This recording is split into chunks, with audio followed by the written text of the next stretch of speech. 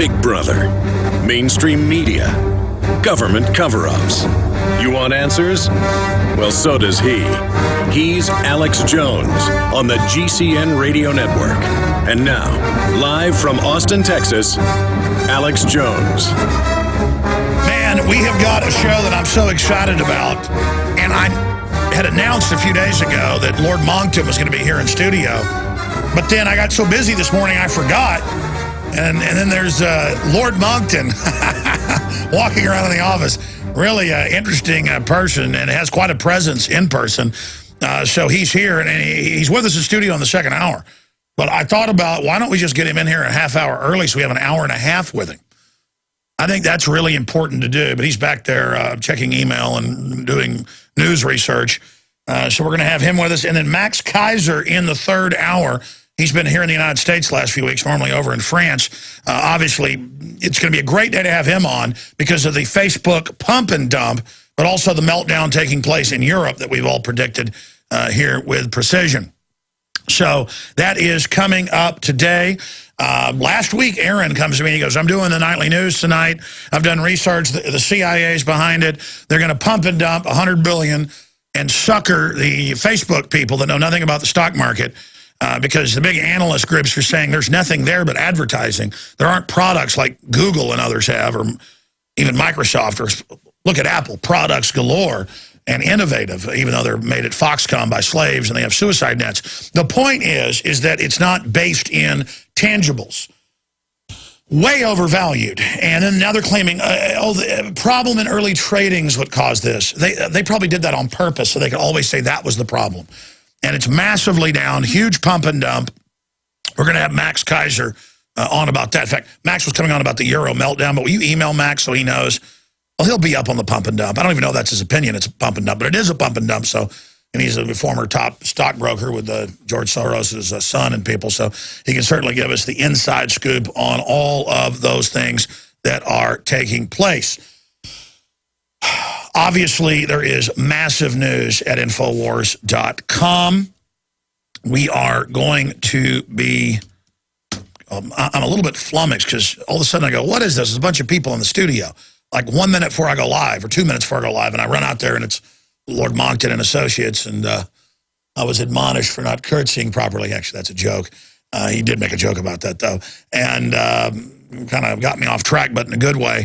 We're launching the new social network today, and I'll tell you about that on the other side. And we've been beta testing it quietly to people that are members of InfoWars Insider, that are members of the free email. You can sign up on the side of Infowars.com to that. And it's already got, I don't know, like 10,000 people or something on it without us even promoting it. We just sent it out to some email folks that are members and some PrisonPlanet.tv subscribers. And it's in beta. And it's where you can post your photos, your videos, what you're into, what you like, groups you can join, whether you want to meet people to go hunting or training for defense or looking for people, to go out for a date. We have a Liberty Lovers section there because last time we had a little social network that got like 30-something thousand members and crashed. It was just a little plug-in, and I ran into so many people on the street that met each other and have children from it. They're like, I'm like, wow, the Tinker Toy social network that we just did on a lark that crashed after about 6 months and couldn't be revived because it wasn't built to handle that, did that. Wow, this is going to be great. So it's a free-for-all. Just no porn, no calls for violence, no hacking stuff because they'll try to use that to shut the site down. But we have our DMCA filed, so it's third-party stuff. We get contacted for violations and stuff. It's not our fault. We just take it down. We've hired a couple moderators to be able to handle that. So it's been a big investment here. And so thank you for supporting us. Thank you for supporting the sponsors, buying the great Pro Pure water filters at Infowars.com and getting discounts, buying the books, the videos, the Infowars team, high-quality products as well. Tragedy and Hope's in, basically out of print. The guy that's got a limited edition of them is, well, he's battling cancer right now. My point is that this book's basically out of print, very hard to get. We have it discounted at Infowars.com with free Citizen Rule Book. And it's the book the globalists do not want you to read, Carol Quigley. Beautiful hardcover, available at Infowars.com. And your purchase helps build this media operation. Stay with us. Mark Zuckerberg calls Facebook users dumb bleepers. He says, these people trust me. They're so stupid. Just like that movie, Face in the Crowd. That's exactly what the system thinks of the population. And I hate con artists. I hate people that prey on good, innocent people and think it's cool and think it's funny. And I told you last week, actually Aaron Dykes came to me like last Monday. He said, you got to cover this. It's CIA. All these people are involved. Well, you remember he came on air and talked about it. And I brought up the fact that I ran into the president of Facebook, the guy that started Napster, at a party with Billy Corrigan of Smashing Pumpkins. And Aaron's like, you're kidding. Is this the photo? And I go, yeah, that's Parker. He goes, you didn't know he's Bilderberg? And I'm like, no. I just saw him run around for like 3 hours in a crazed fashion, no kidding, at a party, like he was souped up on something. But I looked in his eyes. He looked like he was on drugs. The point is, and then Aaron's like, no, that's exactly what they say he acts like. That's what the movie about him says he's like. But my point is that Aaron said they're going to pump and dump. And if people don't know what a pump and dump is, you hype up a stock, get all of the people that aren't savvy involved in it, you dump it behind the scenes, and then leave everybody holding the bag.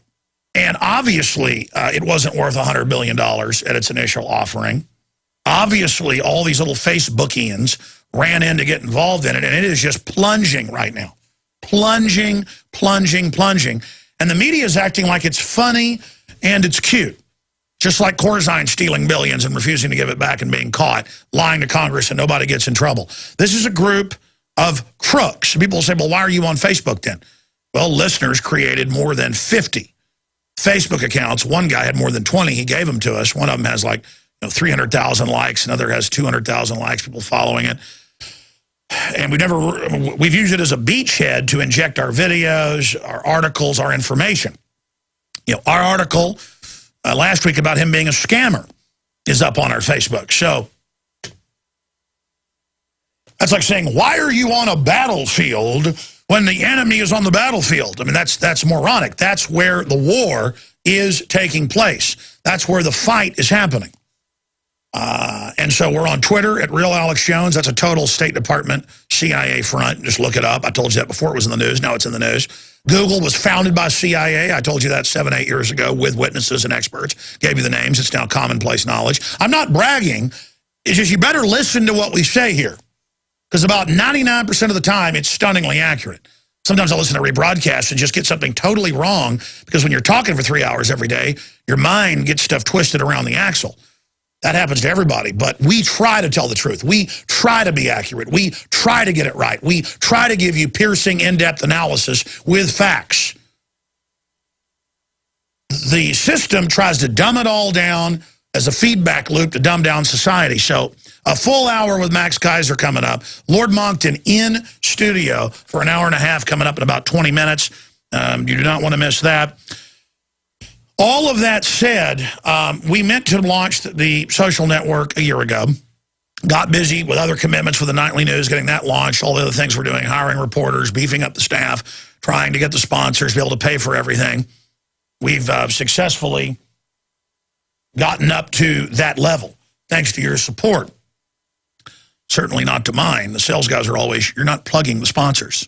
They've paid for this. You've got to get this done. Even though I love the sponsors, I just get so busy covering the news. But the point is that we're building this media operation in the face of the globalist. They might shut us down tomorrow. It might be in 10 years. We might beat them. Today is the rest of our lives. We can change our destinies today if we take action. Your destiny, your fate is in your hands. We are not pathetic little spectators that can be defeated. But it's interesting that all of the problems we've had, all the preparation, because it's got a lot of nice features, but it's also elegant and simple in ways. Our new social network, planetinfowars.com, it is very beefy so that it can handle millions of people using it as we scale it up.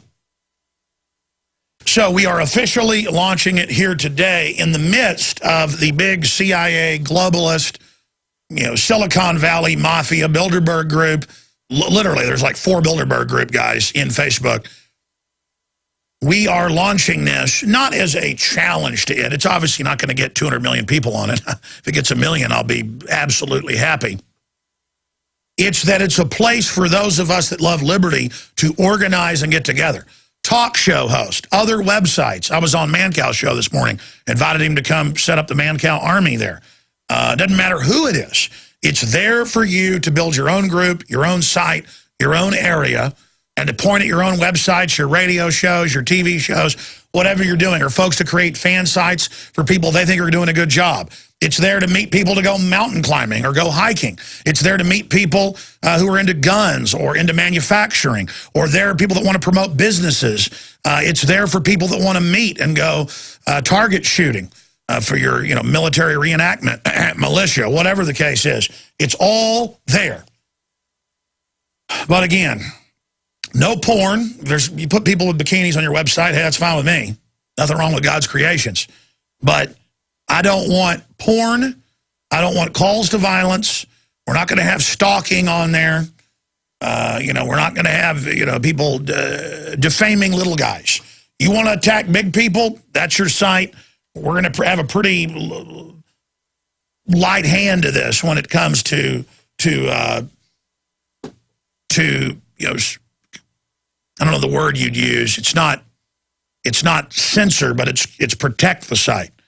And I'm training the people on basically it being pretty Wild West, but we're going to follow all the laws and everything, and it's under DMCA, so people make claims on the material, and then it'll be taken down. But plus, we don't host anything on the site. Your photos, everything are linked in. Your videos are linked in. So we're not going to have a lot of issues with that. The point is, I'm kind of getting into technical matters that don't matter.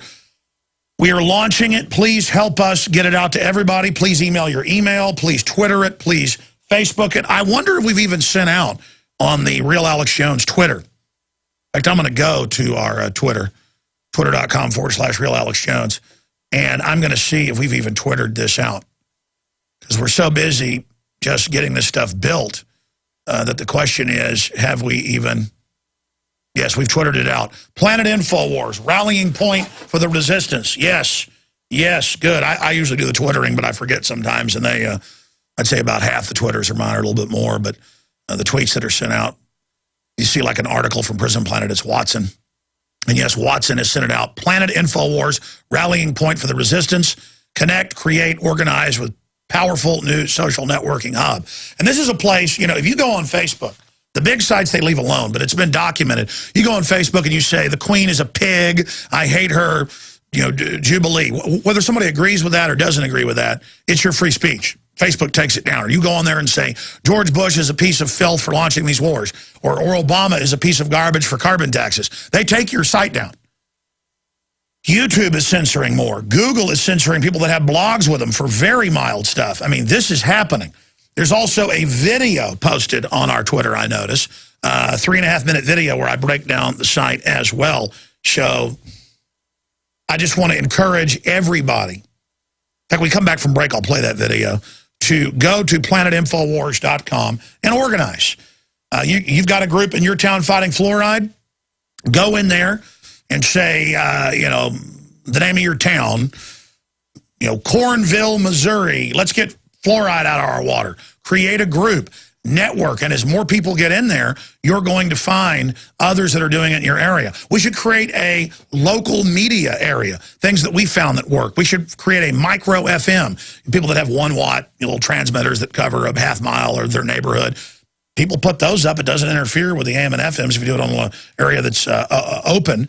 And then put up signs around your neighborhood where, restream shows, do your own show, play music, whatever, and then people start tuning into that. We should have an area about Access TV, my experiences, some tips, those of you that have done that, how folks can do it.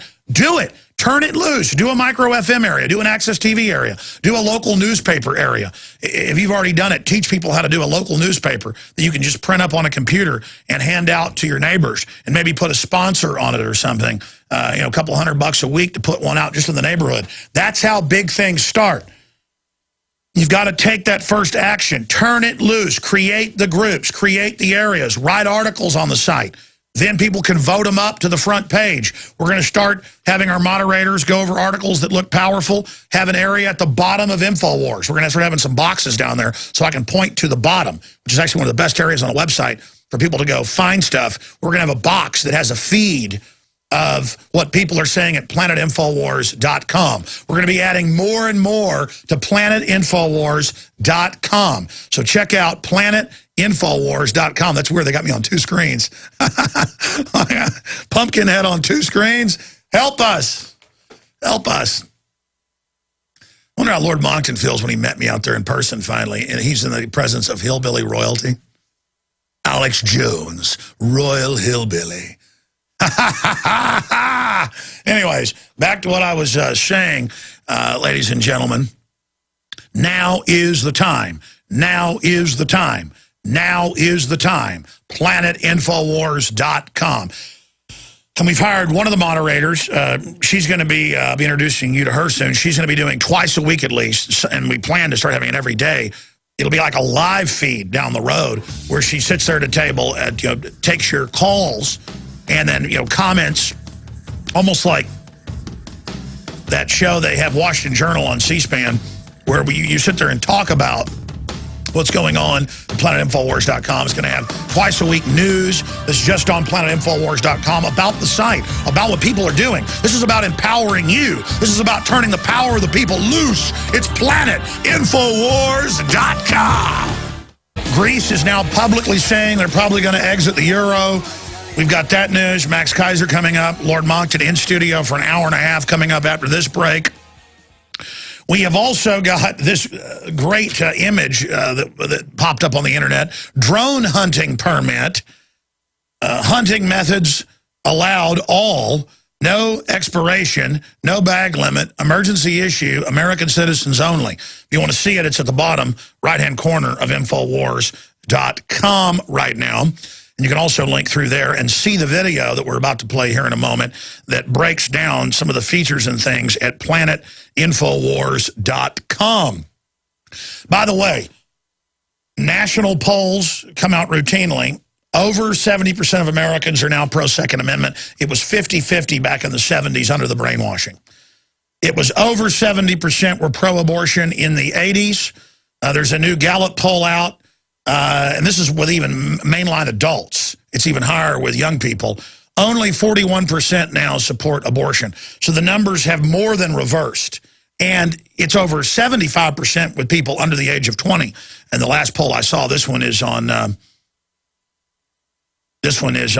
wide spectrum of adults. So be sure and check that out. Pro-choice Americans at record low. It's not a choice. It's killing a child. I know a lot of you get really offended about this, but it's eugenics. You've been sold how great this is. It's an anti-human program. Okay, and I'm sorry, that's where it came from. Look it up. You can debate whether it's the right or not, I mean, in your worldview. But let's just be honest about where this came from. Now they're saying kill grandma. Bill Gates is. Look it up. If you don't believe me, just say Bill Gates endorses death panels. Look up Planned Parenthood and eugenics. Look up how they say kill people up to age 3 now, these top professors. This is real. This is happening. This is going on. But the point is, more and more, despite all the globalist propaganda, people are waking up. We're going to go to the audio for radio listeners and the video for prisonplanet.tv viewers of the promo rollout of planetinfowars.com. Here it is. And we will then come back from break with Lord Monckton in studio with us. So here it is. The New World Order. They attend Bilderberg.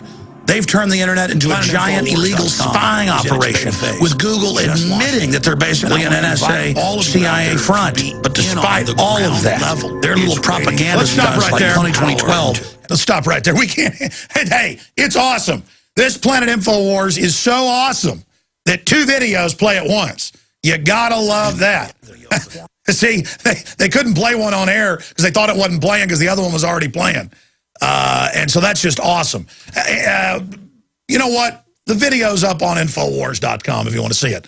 Last time I checked, that site's available. It's called Infowars.com. It's right there for you. You can also go to PlanetInfowars.com and the video is there as well. So, again, if you want to see that presentation, it is available at Infowars.com, and it goes through some of the features, and it pretty much announces and launches the website and tells you why we have it. So that is up at planetinfowars.com if you want to see that video and hear that audio where I rally the troops to take action against the globalist.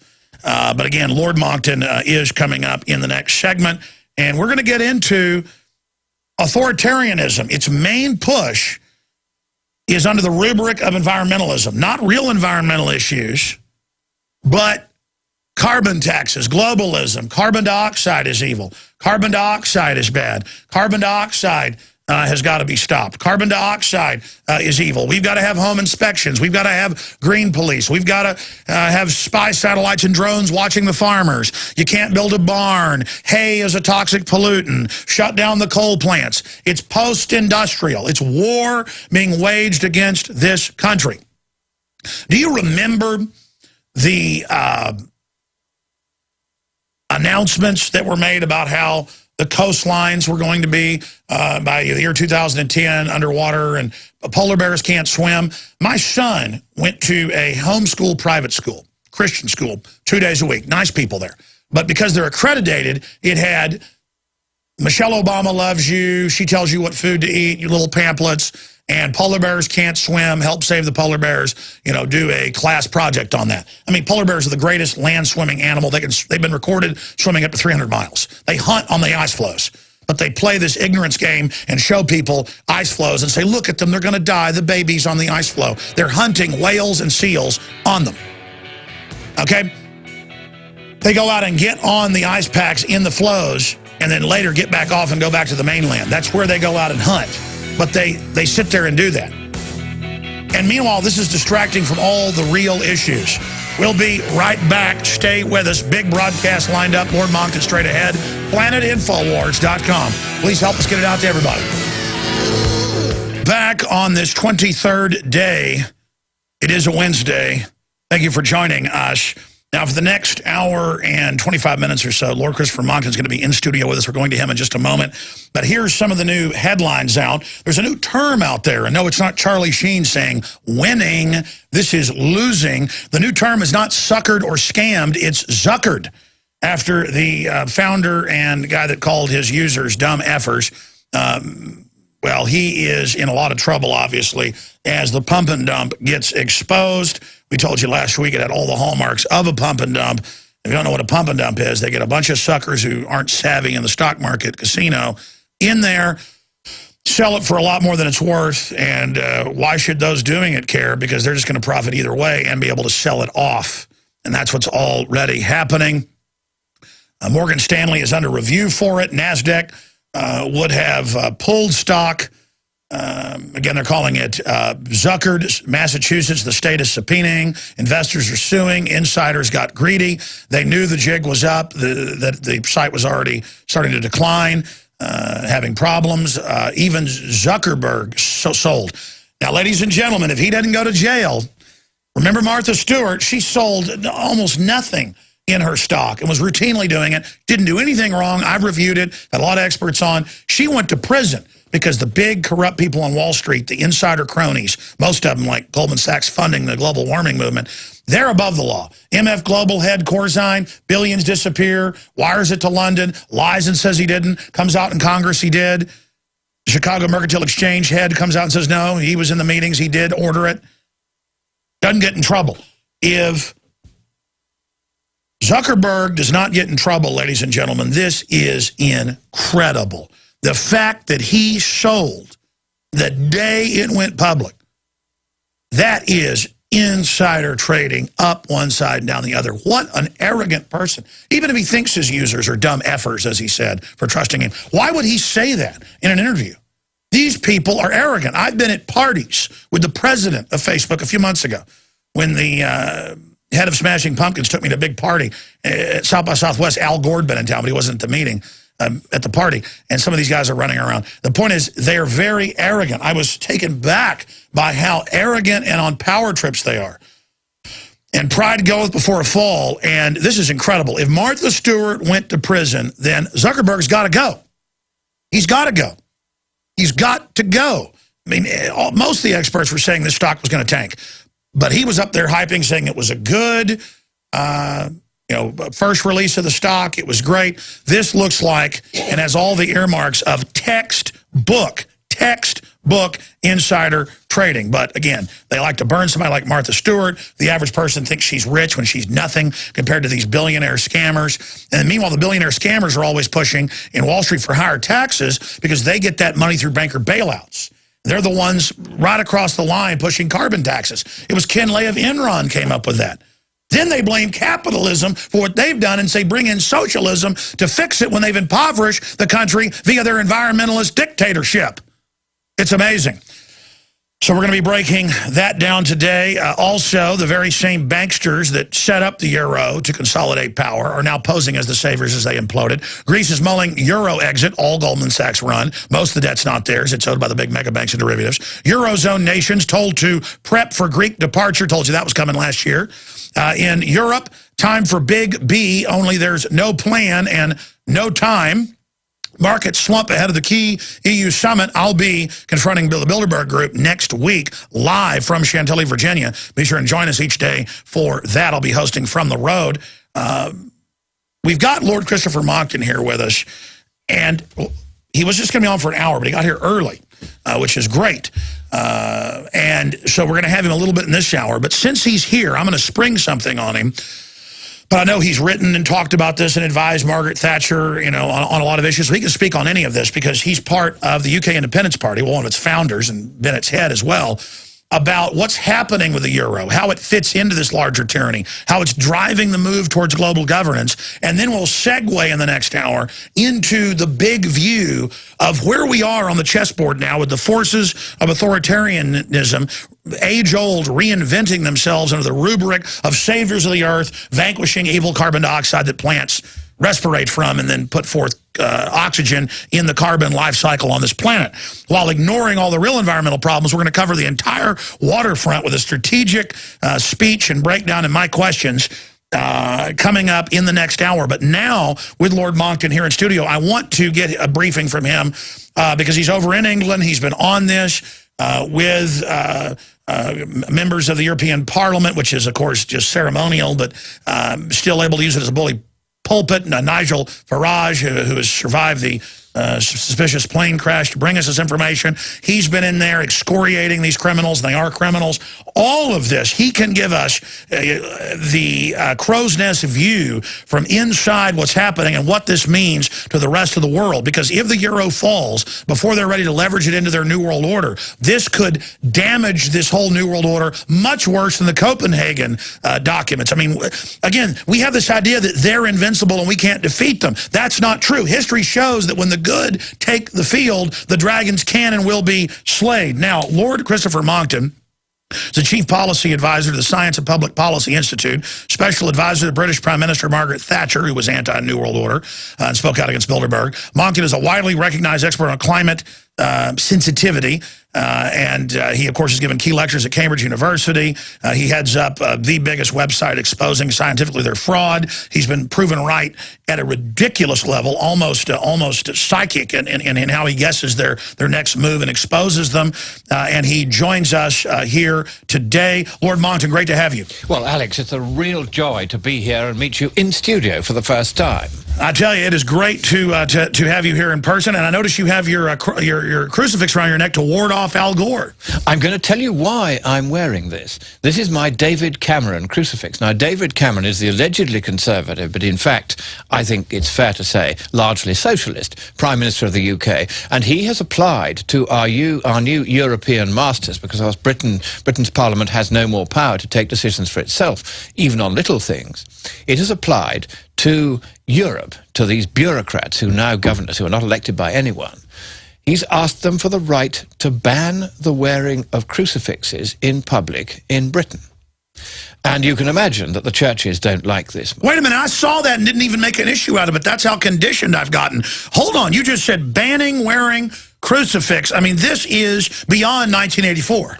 Oh, it's way beyond 1984. And the extraordinary thing was that apart from a little bit in the newspapers at the time, it all went very quiet thereafter. Quietly now, his lawyers are in there applying to the European dictatorship for the right to ban the wearing of crucifixes. Now, you can wear a turban, you can wear a hijab, you can wear a keffiyeh, but you can't wear a crucifix. I'm going to start wearing one. I mean, that's the only jewelry that I'm attracted to is a small silver crucifix. I'm going to get one. And I'm going to tell you the story of this one because I was at a climate change meeting in San Diego and I was giving a speech there. 500 people turned up from all over the San Diego area. This is California. And even there are people sensible enough to know that this global warming rubbish isn't all it's cracked up to be.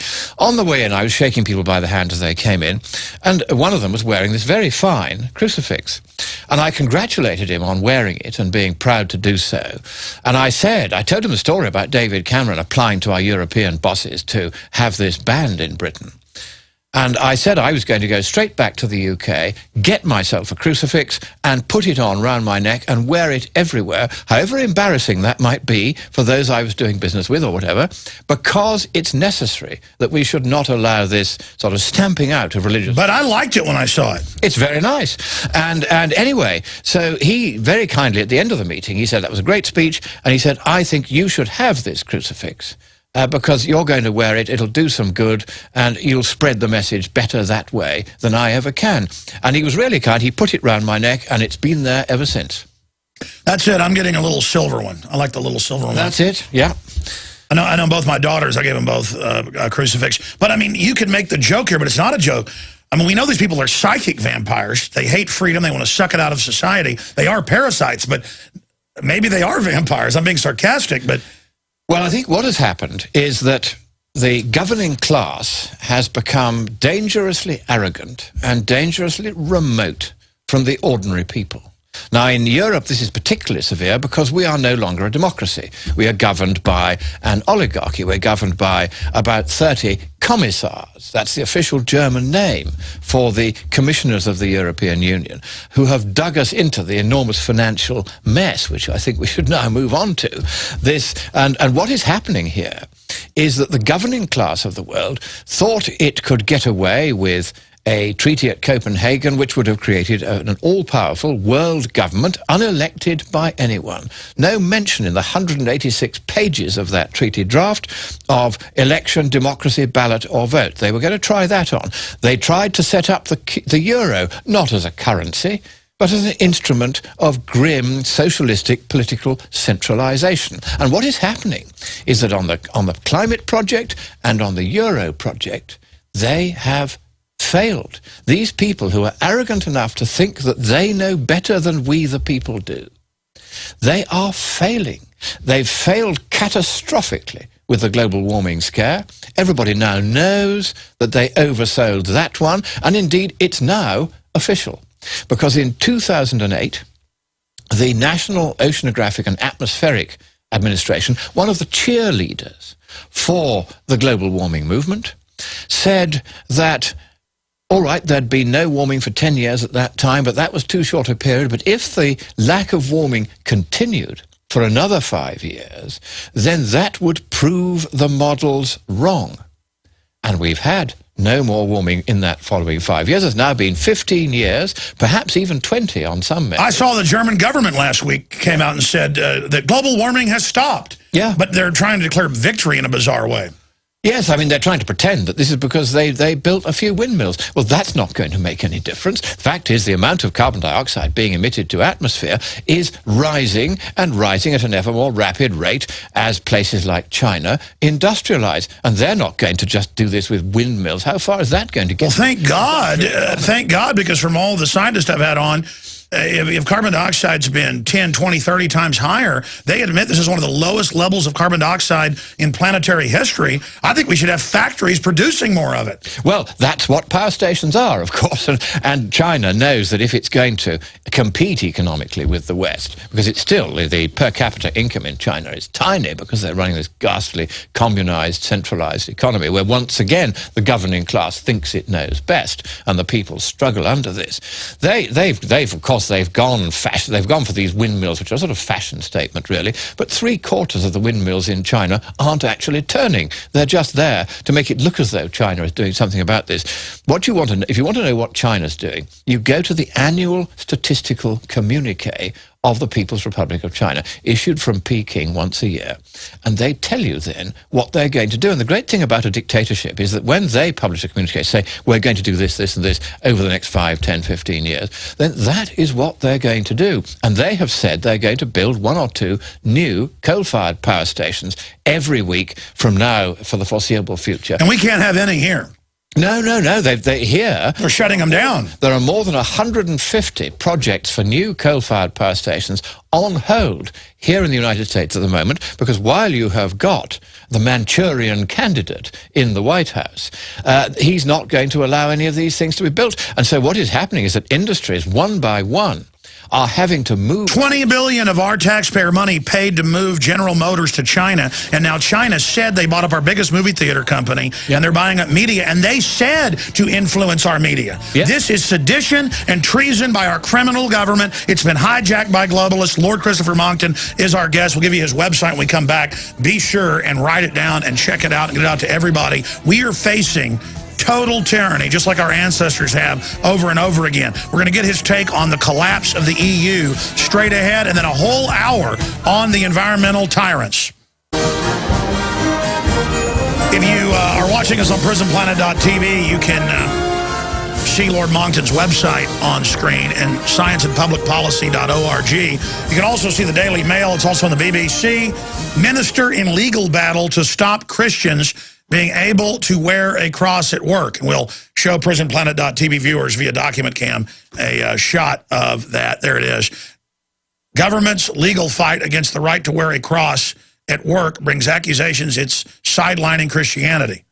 Yeah, and then here's another article, ministers in legal battle just to stop wearing them, period. So that's how it always is. Take your cross down, take your Christmas tree down, which is Germanic, it's not even really Christian. But we're going to put up menorahs, we're going to put up Muslim stuff, Buddhist stuff, and I'm not offended by any of that. But I mean, why are our crosses so bad? And again, it's about, we're going to tell you what we're going to do. And there is outrage at move towards banning Christian crosses from workplace. And you remember what happened when Poland tried to ban crucifixes in school classrooms? That's right, the Soviets tried that. That was the final straw. That was what triggered, finally, the breaking free of Poland from the communist bloc. That was just one thing too far. And sometimes it is these apparently little things that indicate to the ordinary people that their government simply doesn't care about them at all. Well, I think the TSA is a breaking point. Yeah, absolutely. Yeah. And that wakes people up.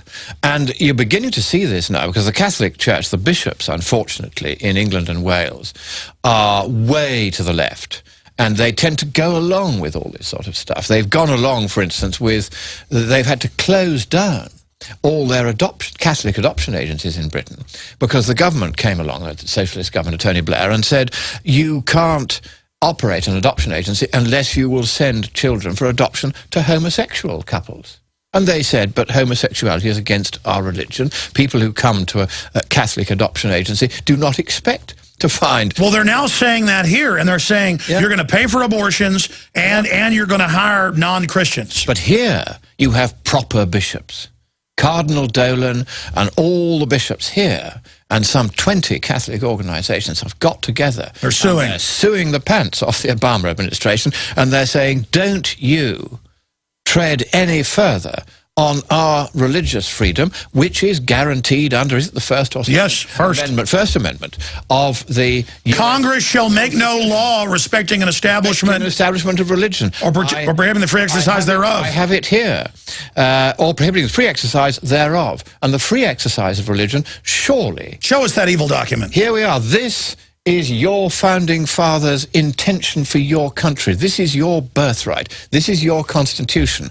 I wear it close to my heart. I bring it out where somebody else might bring out a weapon, because it is a weapon. This is a weapon of freedom. And it's based off the Magna Carta. Absolutely. It goes right back to Magna Carta. And the rights that you have under this constitution, you must not lose them. We have lost them Do you know we no longer have the right of habeas corpus? We no longer have the right to not to be imprisoned without trial. That has been taken away from us. That was Obama has the NDAA. He says he'll do that now. That was guaranteed even before Magna Carta. In Magna Carta, it's there over and over again. Nemo imprisonator, rather dog Latin. Nobody shall be imprisoned except by a due process of law. Now, in Britain, the secret police, and we have a secret police now. It was founded by the Labour government in 1998. They were first called the National Crime Squad, then the Serious Organised Crime Agency. Now they're about to be called just the Crime Agency. These people totally out of control, utterly unreasonable. Yeah, it starts with terror, and next it's everything. That's right. They then, they've raided members of Parliament. They're spying on them. I'm going to give you a story. Stay there. We're back in 1 minute. Short segment coming up, then long segment. Get into the tyranny of the euro taking over England, and then we'll get into the global warming, people. Lord Christopher Monckton is our guest for the rest of the hour. Then Max Keiser with big breaking news. Lord Monckton, we're going to shift gears into the globalist battle plan, how we defeat them. But for those that don't know, this is a global standardized model. They're trying to do the same stuff. First, it's terror. They say they'll disappear you. We have a Bill of Rights. They're just ignoring it with the NDAA. But for those that don't know, first they start this national anti-terror group. Now they admit it's for everybody. They can just disappear you. I've seen them spying on members of Parliament that are trying to rein them in and then raiding them. That's right. I mean, these are not so long ago. This is real tyranny when the bureaucracy does this. We're going to put their website on screen. Tell folks about it. And the immensely feeble Speaker of the House did not stop them coming in. There could have been an order made, don't you think about it, mate. But no, they went along with it. It was absolutely outrageous. This happened a year or two ago now. And this secret police force is completely out of it. They came after me once. This was terribly funny. And I complained about them because they had not the slightest basis for coming after me. And I put in a formal complaint about it. And they sent 2 policemen up to our estate in Scotland to interview me about it. And they went away and they produced a report saying that they had tried to interview me under caution. That means they suspect you of a criminal offence, which in fact they didn't. And that I had fled to my residence in northern Cyprus. This was put in the report of the people I had asked to investigate my complaint from the secret police. So I hit the roof. I thought there's no point in messing around anymore. It's a culture of total lying. What they'd done was they'd put this report about because they wanted to show to ministers who had become interested in the way I'd been treated that I was a crook. That was the aim. And so I then thought, right, no more Mr. Nice Guy. I walked into my nearest magistrate's court, which was Horseferry Road in London. I was in London at the time. I told them the story. I said, this is what's happened. I have never had any residence in northern Cyprus, nor have I fled there. I have been in and out of London quite openly from my residence in southern Cyprus, which is part of the EU, for heaven's sake. They could come there and get me anytime they wanted. And I've been openly in and out of London, and there's absolutely no basis for what they've written here. And I want these people to be summoned to answer a charge of willful misfeasance in a public office, which is a very serious charge for which you can go to prison for life. I said, I want them to be brought here to court to answer my charges. So the magistrates recessed for half an hour to read the paperwork. They came back in and they said, Mr. Monckton, this was a few years ago before I was a lord, they said, Mr. Monckton, we've read the paperwork. We do not intend to hear you because we are going to order the secret police to appear. We are going to summon them as you have requested next week. So 3 days passed, and this was a great victory because 99% of cases in the magistrate's court lead to convictions. So I had reversed their usual ratio. Now they were in the frame. They were in danger of being convicted of a very serious criminal offence, which would have led them to being imprisoned perhaps for life. The secret police, the head of the secret police.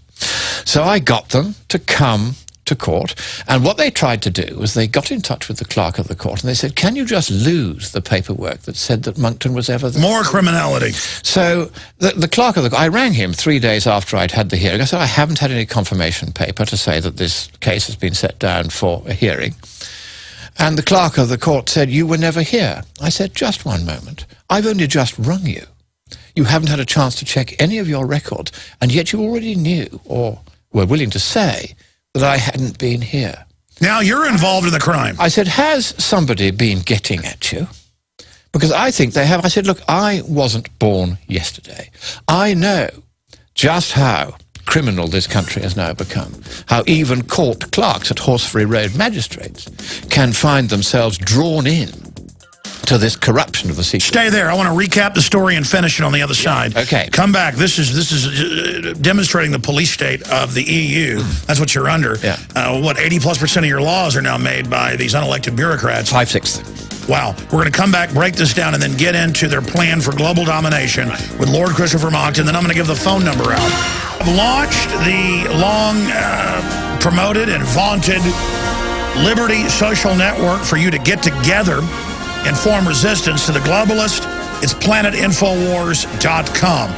And again, thank you for joining us on this Wednesday edition of the worldwide broadcast. Lord Christopher Monckton is our guest in studio for the full hour. If you have questions or comments specifically for Lord Christopher Monckton, who is the greatest champion out there fighting the globalist authoritarian takeover system of fake environmentalism, the toll-free number to join us is 800-259-9231, specifically on this issue.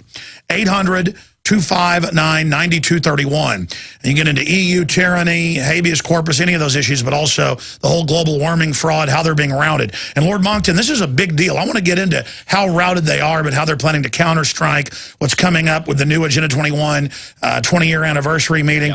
Yep. But to look at the tyranny of Europe, what I want to do is... and the secret police. I was telling. Yeah, finish the story, because some stations don't carry that last segment, that little 5-minute, about what you've experienced with the secret police. Yeah.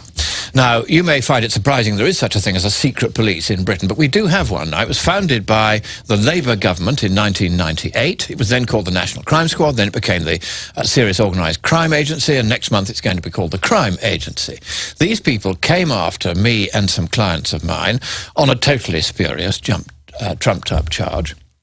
And because they behaved so badly, I made an official complaint about them, which unfortunately was conducted internally by them rather than externally by somebody. And they put out a report saying that you had fled when you had. That's right. They said I'd fled the country when they had asked to interview me under caution.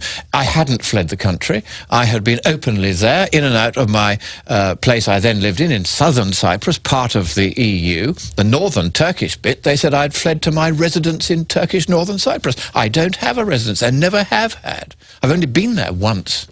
And so the whole thing, and that was on a parliamentary delegation 25 years ago, so the whole thing was trumped up.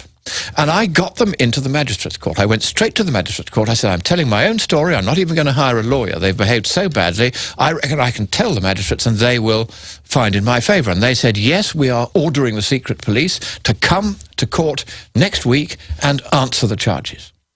So 3 days later, when I rang the court and said, why haven't I had confirmation that this hearing is on next week? The clerk of the court immediately said, you were never here. I said, hang on a moment, you haven't had a chance to check your records. Have you done a deal with the secret police to erase all record of the magistrate's finding? I guess that's what you've done. I said, let me tell you this. I will have you for conspiracy with the secret police to pervert the course of justice unless within 5 minutes you find this record you say never existed. Because, let me make this clear, I know your sort. I know I can't trust even the bureaucrats in court anymore. I can trust the magistrates because they are not part of the network. They're ordinary people like you or me who do the judging. They're not even lawyers. But I said, you court clerks, you get into bed with the police, and I know how corrupt you all are together. And I had witnesses in the court. I had a barrister there who was part of another case. I had somebody sitting in the public gallery. I had a journalist there. We had 3 separate witnesses who saw me there and saw the magistrate and took a shorthand note of his finding. So you find that paperwork within 5 minutes and ring me back and tell me you found it, or you go to jail, mate. I'm not going to have this messing around. 4 minutes later, he came back and said, ooh, we found the paperwork. I said, yes, I rather thought you had. Now, I don't expect any further interference with this case. Do I make myself clear? And you are yourself not to appear as the clerk in the case. I want a different clerk. Recuse yourself. Yeah, he was just a clerk. The clerk, you would call it, sitting underneath the bench and doing the legal bit. The clerks are legally trained, the magistrates are not. And again, you have members of parliament being threatened and raided by the bureaucracy. You've been... I was just mentioning what I'd read, and it's happened to you. Yeah, this is the secret police. Let me tell you what then happened. I went to court. 5 of the secret police, plus a barrister, turned up.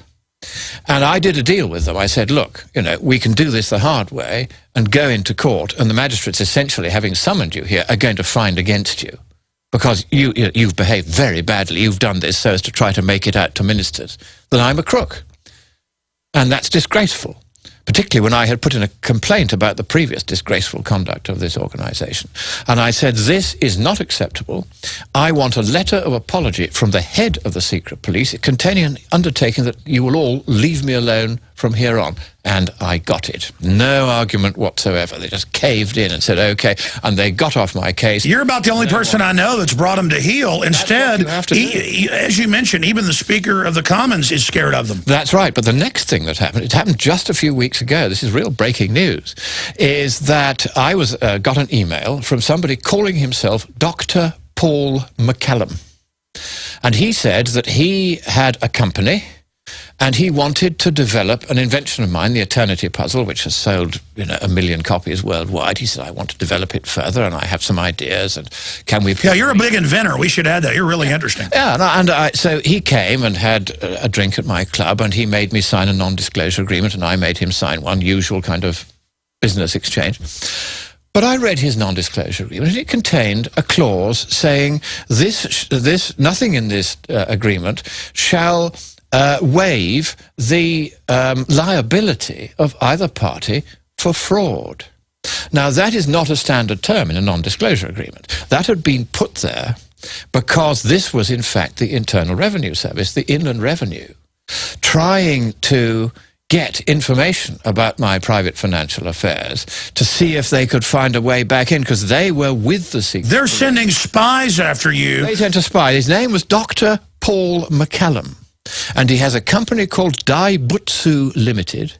And Daibutsu Limited is a front company set up by the Inland Revenue. It hasn't traded, or if it has... And for those that don't know, that's your IRS. That's the IRS. That's right. It's the Internal Revenue Service.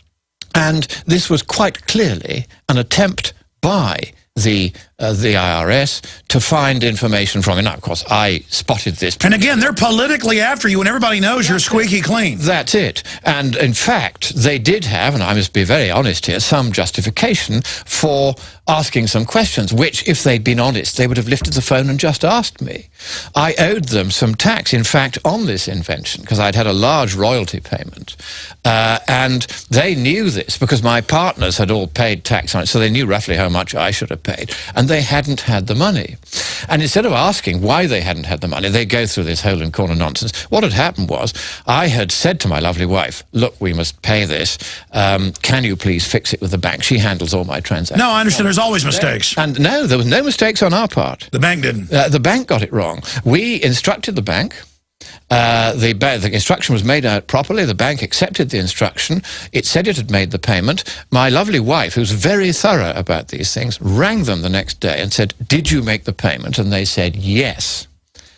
And then it turned out that, in fact, they hadn't. But the point is, they're going over you with a fine-tooth comb. Well, yes, and what these creeps then did is they set up this hole-in-corner operation. Now, in fact, this is a rogue unit within the Inland Revenue. It's called the Cross-Cutting Services Unit. These are the people, and we are slowly encircling them. We're going to get them eventually.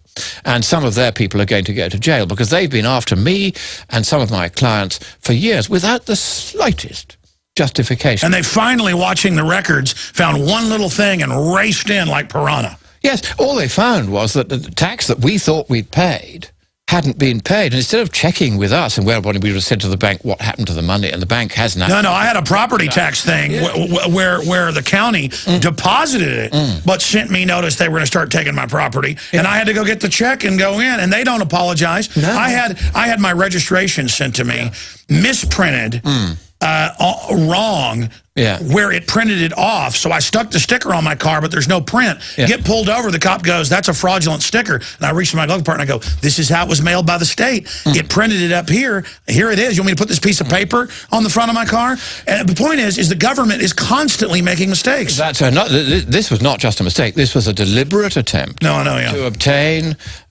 information from me by deception. It was a criminal offence. So, Dr. Paul McCallum, if I have got you wrong in this respect, then I'm going to say this to you.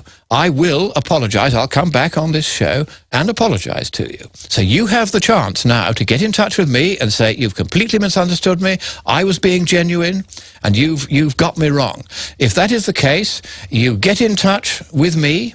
I will get in touch with Alex Jones, and Alex will give me the freedom, I'm sure you will, to say, okay, I eat crow, I got it wrong. But I don't think, Dr. Paul McCallum, that I did get it wrong. I think you were an Inland Revenue spy, and if you think that that is going to encourage me or anyone else to think well of the Inland Revenue, you can think again. You have come up against me several times on behalf of my clients. Every time you have been beaten, twice in court in the most humiliating circumstances. Just leave us alone. Get off our case. We will pay our taxes. We will do it sensibly, correctly, and without any attempt at avoidance or evasion. But we will not have this Christmas game. We will not have this spying. Enough is enough. The people are fed up with this. Now, this links in, you see, Alex, to the overall theme of this broadcast, which is that the governing class is out of control. They've approached all the dentists that my dad talks to be Homeland Security spies on their patients. They're setting up a spy network here that makes East Germany look like a wonderland of freedom. Yeah, that's right. And this has got to stop. And so I'm very, very, very tired of all this, because they're always coming after the likes of me, mainly because I dare to speak out. And I say the EU is a dictatorship. I say that the euro is a Mickey Mouse currency. Well, hey, we can all see that now. But I was saying it years ago. I was saying it in 1996 before they'd started it, that this was going to happen. I gave a detailed lecture. I know, it's on your website. Stay there. We've got to get to the euro. What's happening with the euro? What do you see coming? What is it? And then we've got to segue into the latest environmental fraud, the green police, $2,000 a day fines for hay dust in the U.S. I mean, just 20% taxes in California, the mass exodus. And I love Californians, but then they come to Texas fleeing that and try to reinvent it here. I mean, it's crazy. We'll be right back with Lord Christopher Monckton. This is all transparent. The EU, the UN, they all interlock. Globally, our State Department, all of it. The Communist Chinese, they get authoritarian systems. That's why they all team up together to shut down industry, to raise taxes, because the elites are all basically exempt. They can commit whatever crime they want. The head of Facebook can, publicly, scam with his stock while he's selling it out the back door. He probably won't get in trouble.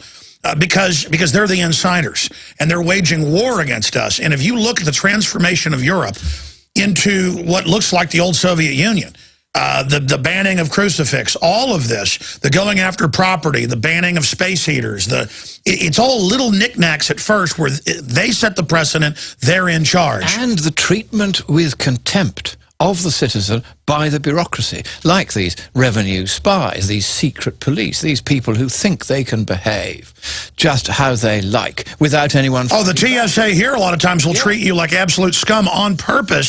So break down in this brief segment, long segment coming up, the tyranny of the EU and how 80% of your laws are made by them. Right. This is an official German government estimate made 2 or 3 years ago that 83%, 5/6 of all laws made for us in the United Kingdom and indeed throughout the European dictatorship are now made by the 30 commissars, that's the official German name for them, the commissioners who run the European Union. Do you know the European Parliament doesn't even have the right to bring forward a bill? Only the commissars can do that. The European Parliament can vote on that bill, but its vote doesn't matter. It can be overruled by the Commission, which also has the right to circumvent the Parliament altogether and make a thing called a Commission regulation directly. Now, the EU's advisors were at the Cancun climate conference a couple of years ago. I met some of them there. They were advising the UN on how it too could grab power from democratic nations like the United States in the same way that the EU, by stealth, over a period of 20 or 30 years, had grabbed enormous amounts of power, very nearly all power now, of making laws and imposing taxes from the individual states of the European Union. And clearly the UN now says, we want some of this. We want the chance to be a world government and have the powers of taxation over the whole globe. Can you imagine, given how powerful even the EU is, just with little old Europe? Imagine. Trent Lott is now supporting that law of the sea where the UN will be 10 miles out everywhere taxing you to go fishing or go out in the ocean. That's it. The hellish UN will now be off the coast of the U.S. That's it. And the trouble with every time you sign a treaty like the Law of the Sea Treaty, you're transferring power from elected hands in your country to unelected hands somewhere else. My God, if we can't get Homeland Security off our back, imagine the UN. And what about the UN? It's even in the New York Times, but they say, oh, but it's kind of good.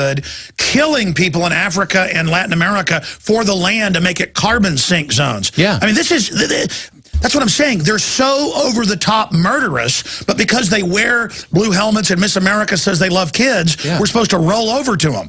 That's right. And the thing to do is to do what I do. I've told you a couple of stories now about how the ordinary citizen, when they try to come after him, can fight back. You know, the secret police were amazed when they got a call from the magistrate's court saying you're summoned to appear to answer a very serious charge of conspiracy to commit, a crime of willful misfeasance in a public office. They were astonished. They weren't used to having it done to them. And you can bet that the Inland Revenue isn't used to having the names, identities, and front shell companies of its spies exposed all over international television. This is how one can fight back against these people, because there's also good people in government sending us stuff now. Absolutely. This is more and more going to happen, because it's now got to the point where the governing class worldwide has studied the EU, has seen how powerful the EU has become in its territory. And it says, you know, if we could do this globally, we could really have world domination. And and they say that, and then nowhere to run. And that's it. Just like Californians are running to Texas, there'd be nowhere to run. Oh, no. That's the point. What are we going to do? Go to the moon or Mars? No, it's not going to be so easy. And so this is what they're trying to do. And we have to stop them. And you're doing a wonderful work here, Alex, in trying to stop them. And you know, sometimes people say, oh, Alex Jones, he's a bit extreme. Well, I can tell you this, nothing like as extreme as what they're trying to do to us. And so you're quite right. That's the point. They're so authoritarian and it's naked, and I'm just desperate to warn people. That's the thing. People need to be... I mean, here am I, a peer of the realm, for heaven's sake, and they think they can play these silly games on me. They SWAT team members of the parliament that investigate them. That's the thing. And they, you know, they... I mean, let me tell you, if I was a member of parliament investigating them, they SWAT teamed me, I'd be in their face. Listen, you little crook, you're in trouble. Instead of everyone like a dog, rolling over. Yeah, and actually, I think we're going to have to bring our secret police to an end. I will be writing to our finance minister, the Chancellor of the Exchequer, who's in charge of the Inland Revenue. He's answerable to Parliament for it. And say, look, this is one time too many. Stay there. We got to come back. This is tyranny. The green police, all of it. It's unfolding. You can't go to a national park. They've announced, because humans are bad, scores of national parks are going to let humans in most areas. No more cars. You're not allowed to swim or go in the dunes. I went to the Texas National Seashore, where I've been going since I was born. Suddenly they were being rude, bossing us, telling us not to hurt the earth as we just sat there. I mean, it's this henpecking. It's about getting you accustomed to government interfaces. When I've been in England, they just come over and randomly, we'd like to talk to you. You're walking down the street. It's part of this little interview. And I talked to Paul Watson and Steve Watson that write for Infowars.com. Well, they're the editors of PrisonPlanet.com, and they said, oh, yeah, that's routine, especially if you have a good-looking girl on your arm. They're both handsome guys. Paul's married now, but Steve will be taking his girlfriend, his blonde girlfriend, out to dinner, and these sub-police they have run over and will always jab and demand to see his papers, and he's very clean-cut and nice. And again, same thing here, good-looking woman, TSA attacks. It's like literally living in a dictatorship. Lord Monckton, finishing up on that, and then give us a brief overview on the latest attacks, what the greenie meanies are up to. Well, the next stage, of course, is the Rio +20 conference in Rio de Janeiro, 20 years after the Earth Summit of 1992, which started so much of this rubbish going on. And the new theme, they tried global warming, then it stopped warming, so they called it climate change and it stopped changing, so they called it climate disruption, then it wasn't disrupting enough, then they tried calling it energy security, now the latest phrase is sustainable development. And what you notice with each of these phrases is that they're all attacks on the West by the rest of the world, or by particularly the communist factions even within the West, who do not want capitalism and prosperity and freedom and democracy to succeed. And the main thrust of the draft conclusions of this conference, which is it's already in draft, I've already seen it, is that Western countries must be made to pay the cost of the environmental disruption they are supposed to have caused. Well, you said that in Durban a few months, 6 months ago or so, but then everything you said in the document that you got leaked, they started announcing it. Well, what happened then was that I got the document, and what I did there was when I got the final version of the document, I actually had to parachute in to the conference because they tried to ban me from it. The UN tried to... Oh, yeah, that's no joke. You actually... they've beat you up. They've arrested you at other conferences. Yeah. I forgot. You actually did parachute in. From a height of 10,000 feet. You're not joking, And guys, search that, Monckton parachutes into UN. Pictures of that. Me grinning like a, from ear to ear as I jump out of this plane at 10,000 feet. Never done it before, or since. They're not going to stop you, are they? No. And so I got in, because the publicity was huge, of course, and they couldn't then get away with keeping me out. I also said that I would take them to court if any more nonsense, and so they backed off and said, okay, we accept. You are something else. And so I got in, and I got a copy of the final negotiating text, which was available to, you didn't have to be clever. It was available if you asked for it. Now, of course, the world's press was there. Not one of them reported this document even existed, let alone what was in it. So I put in a blog posting at What's Up With That, which is the great climate blog for those who are doubtful about whether this scare is really as strong as the usual suspects believe. And I put up a posting that just said, this Durban conference is proposing to set up an international criminal climate court, which only people from Western countries could be taken before. It was going to give rights of legal personality to Mother Earth. I mean, it's bonkers. And they've since announced they are doing that. No, well, what they've done, actually, is they dropped all these proposals within 24 hours of this blog posting going up, because they were so embarrassed. No, I mean, I remember that they dropped it and said, oh, that's preposterous, and tried to even imply it wasn't true, but now they're back. I saw it in the news saying, we do need to arrest the climate criminals. In fact, they want to arrest people that deny paying Al Gore money will save us. That's right. They do indeed, and there's been this continuous sort of moan from the very extreme Marxist left about how the likes of me ought to be taken to court. Well, more and more they're saying, let's be authoritarian. What do they make of the guy... Penn State University, this is breaking news again, they've just had a conference on how to silence the climate deniers. Oh. And Michael Mann, of course, the fabricator of the hockey stick bogus graph abolishing the medieval warm period, suggesting that today was warmer than it was in 1500, all of this sort of thing. He was there, and I was named as being one of the serious deniers. And the person organizing this said that he thought that a conversation should be held about declaring climate denial to be a crime against humanity. Now, crimes against humanity are punishable by death. And it was... So forget just a re-education camp. They want to kill us. And it was James Hansen of NASA who first suggested that, as far as I can discover, that it should be treated, that anyone who questions this climate story should be regarded as somebody who ought to be executed for a crime against humanity. Now, of course, this is how far this is how desperate. But because they have the cover-up of the long hair and the sandals and tie-dye shirts, we think they're non-threatening. So if you're thinking of giving money to Penn State University or sending your kid there to be educated, don't. Well, don't you want to get educated by Jerry Sandusky? These people are totalitarians. They ought not to be given any encouragement or money of any kind. Penn State University believes in executing the likes of me for alleged crimes against humanity. Don't give them any oxygen, don't give them your children, and don't give them your money. And not to mention what they do to kids in showers.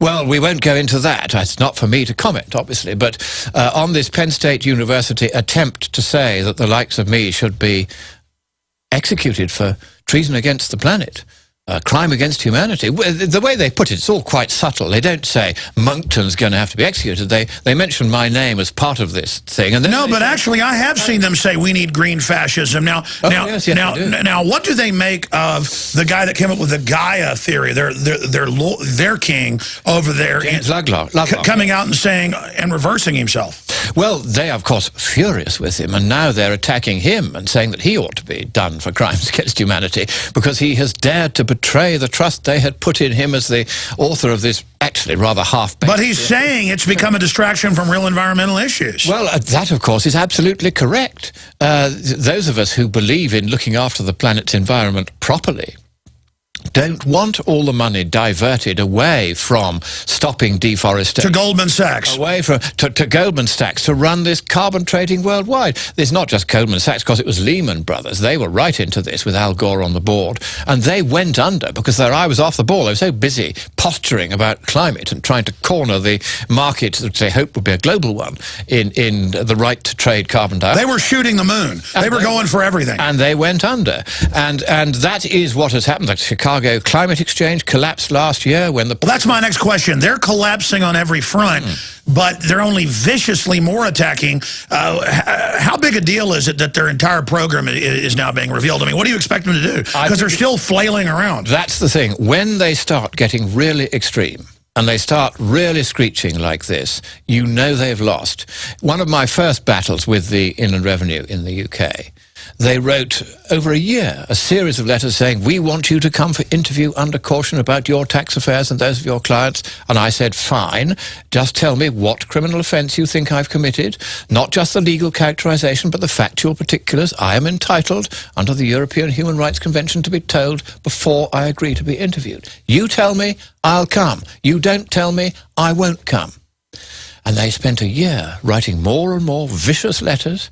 And in the end, they wrote one so vicious that my lovely wife, who opened it, burst into tears, because she's a very sensitive lass, very sweet lass, my lovely wife. And she burst into tears. She was horrified at what they were saying about me. And she rang me up, because I was actually in Cyprus at the time, and she was in Scotland. And she said, I've just had this really terrible letter, floods of tears over the phone. What do we do about it? I said, we don't even need to reply. She said, what do you mean? I said, that is their instrument of capitulation. The more savage they become, the more they know they've lost. And all this governing class has made two huge mistakes, which are now visible to everybody. The first was the euro, which was constructed along lines which were bound to fail. I predicted in detail how and when and why it would fail, and it's all come to pass exactly as it wasn't difficult to work out. That's what I want you to do. Look more into your crystal ball. Give us the other point. The other is the global warming thing, which the entire governing class bet the farm on this, particularly on the left. But you've got wishy-washy centre-right parties like the Conservatives in the UK going along with it. But the real enthusiasm for it was always on the hard left, and it is wrong, and everybody now knows it's wrong. There was NOAA saying if you get 15 years without global warming, the models were wrong. We've had 15 years without global warming. It's over. The scare is over. The results are in, and the truth is out, and the scare is over. And what has happened is that the governing class, which likes to present itself as omniscient and omnipotent... And invincible. And invincible, exactly. They are now shown to have got feet of clay. They are shown to have got things wrong. And because people can see that they've got things wrong, it is that cynicism now on the part of... It's a collapse of credibility. Which is this complete collapse of credibility, which I think may yet save democracy. Well, that's what I was about to say. Yeah. People have this idea, especially from the churches that have been World Council of Churches paid off, that it's the end of the world, you can't fight evil, that's the way it is. History's the opposite. When good men fight evil, all we have is victory. Sure, we're going to lose, the battles are going to be hard, but those that persevere win. We can rout these people, and every time we engage them in the info war, their Death Stars blow into a trillion pieces. Yeah. So what are the new targets? Because I'm ready to attack. Right. Well, I think what we do now is we press home our advantage on the EU. The only future for the EU now, both as a currency and as a political entity, is disintegration. It's no longer possible or right to keep this together. The peoples of Europe want out. If you had a vote in Britain now, 60-40, we would vote to come out of the EU. So it's going to disintegrate like the Soviet Union. That'll disintegrate. What we've got to make sure is that at the Rio conference, where the milk and water current draft of the conclusions of the conference will be replaced by something much more extreme, we do not let our governments get away with that. Now, Alex, I'll do a deal with you here. I will go to Rio. I will get a copy of the final draft when it comes out and before it is finalized in negotiation. I will tell you what's in it. And then if what is in it is in any way unsuitable, you get on the air, tell people what's in it, and make absolutely sure that they get in touch with their senator and their congressman and with the White House and say, we will not have our democracy taken away. We will not have our powers and our wealth transferred to the UN in the name of sustainable economic development or environmental development, when in fact we are perfectly capable as a nation of regulating our own affairs, and we do not need these people, particularly if they're not elected by us, telling us how we should run our affairs. So that's the central point. The central point here is that if we just take out this Constitution again, may I do that? And if I just cite Article 1, Section 1, all legislative power herein granted shall be vested in a Congress of the United States, which shall consist of a Congress, Senate and House of Representatives, period. All power to make laws for you or give taxes to you or impose taxes on you, those powers should be in the hands of people whom you elect. And it's the same thing with the House of Commons and Lords, but the bureaucracy, they've stolen it. The Commons and Lords gave it away. I remember having a big row with my father about this when the Treaty of Maastricht came up for voting. That was the treaty which finally gave away Britain's sovereignty and gave away our democracy. But any treaty that's a fraud can be null and void. It's time to tear it up. And I said to him, don't vote for this. Well, he wanted to vote for it, but in fact, I was so angry, his vote was discounted. And even so, that by a huge majority, the House of Lords also voted to hand Britain's democracy away. And this was a disgraceful betrayal. And I want to reverse this now. We have got to start saying to the governing class of the world, we will not be bullied. We will not have our democracy taken away. If you want to set up international institutions, then they must be elected by all the peoples of the countries who constitute those institutions. We will not transfer any more powers by treaty to any international organization that is not elected. It's a simple enough rule. It's Monckton's rule that in future, no more Mr. Nice Guy. We do not give up our powers of our Congress that are voted for by us to anyone else overseas unless that institution is elected by our people as well as the peoples of the other. And here to that, but let me bring up some examples. Yeah.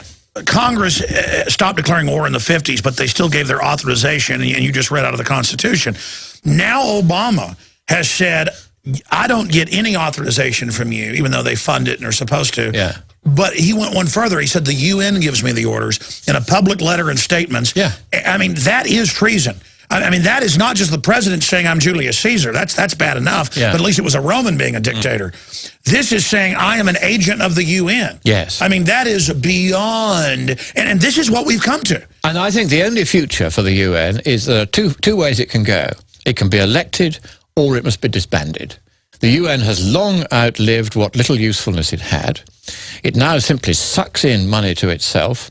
Only 1 cent on the dollar is paid out. But it murders people everywhere. Exactly. It lines them up and shoots them to take their land. And I got liberals coming to my door saying, give money for UNICEF. And I'm like, the UN murders them. The UN wants to turn their power off. Well, unfortunately, this actually happened in Uganda, of course. I mean, you may think that Alex is being extreme merely because he shouts down the microphone. But unfortunately, he's outraged. It happened in Honduras. It actually happened in Honduras. It happened in Uganda.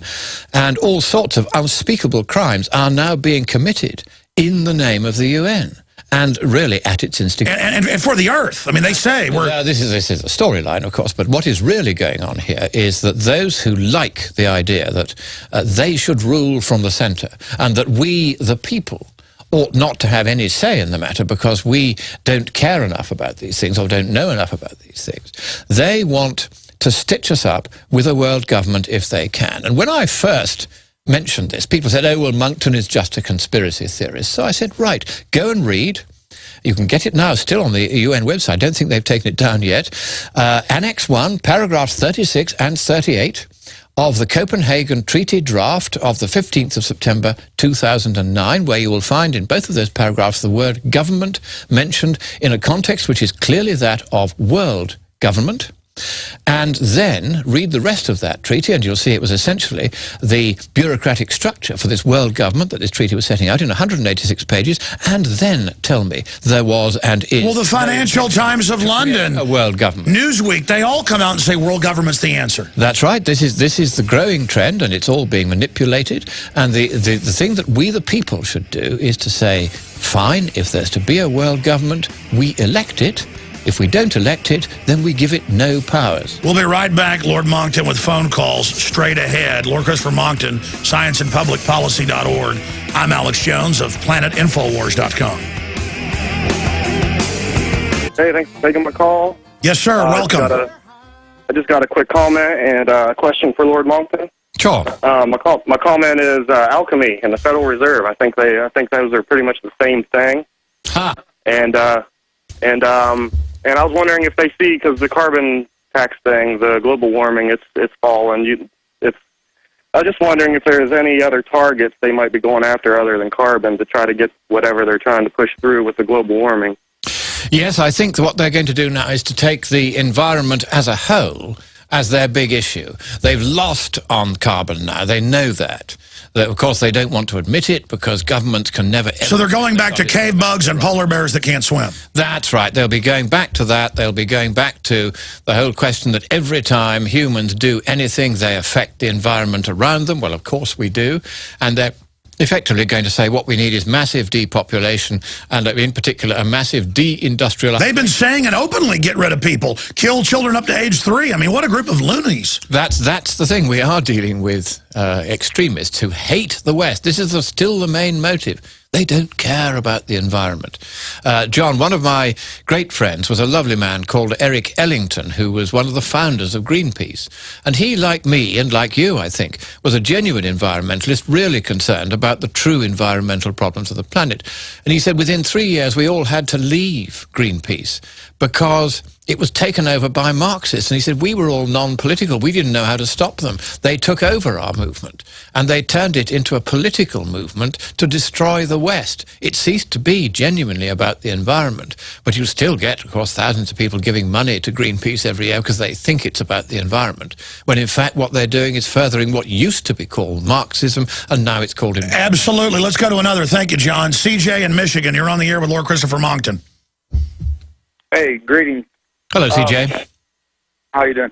Yeah, Mike. Well, I got a comment. You remember, Alex? They already were asking to burn down people's houses that were climate deniers. Oh, that's right. They've had all these professors and people come out and say, arrest people, ignore the republic, ignore the right of the voters, these professors. And they said, yes, burn our houses down. And indeed, Professor Richard Lindzen of MIT, who is perhaps the world's foremost atmospheric scientist, he really understands how all this works, and he says there's no problem with the climate caused by us.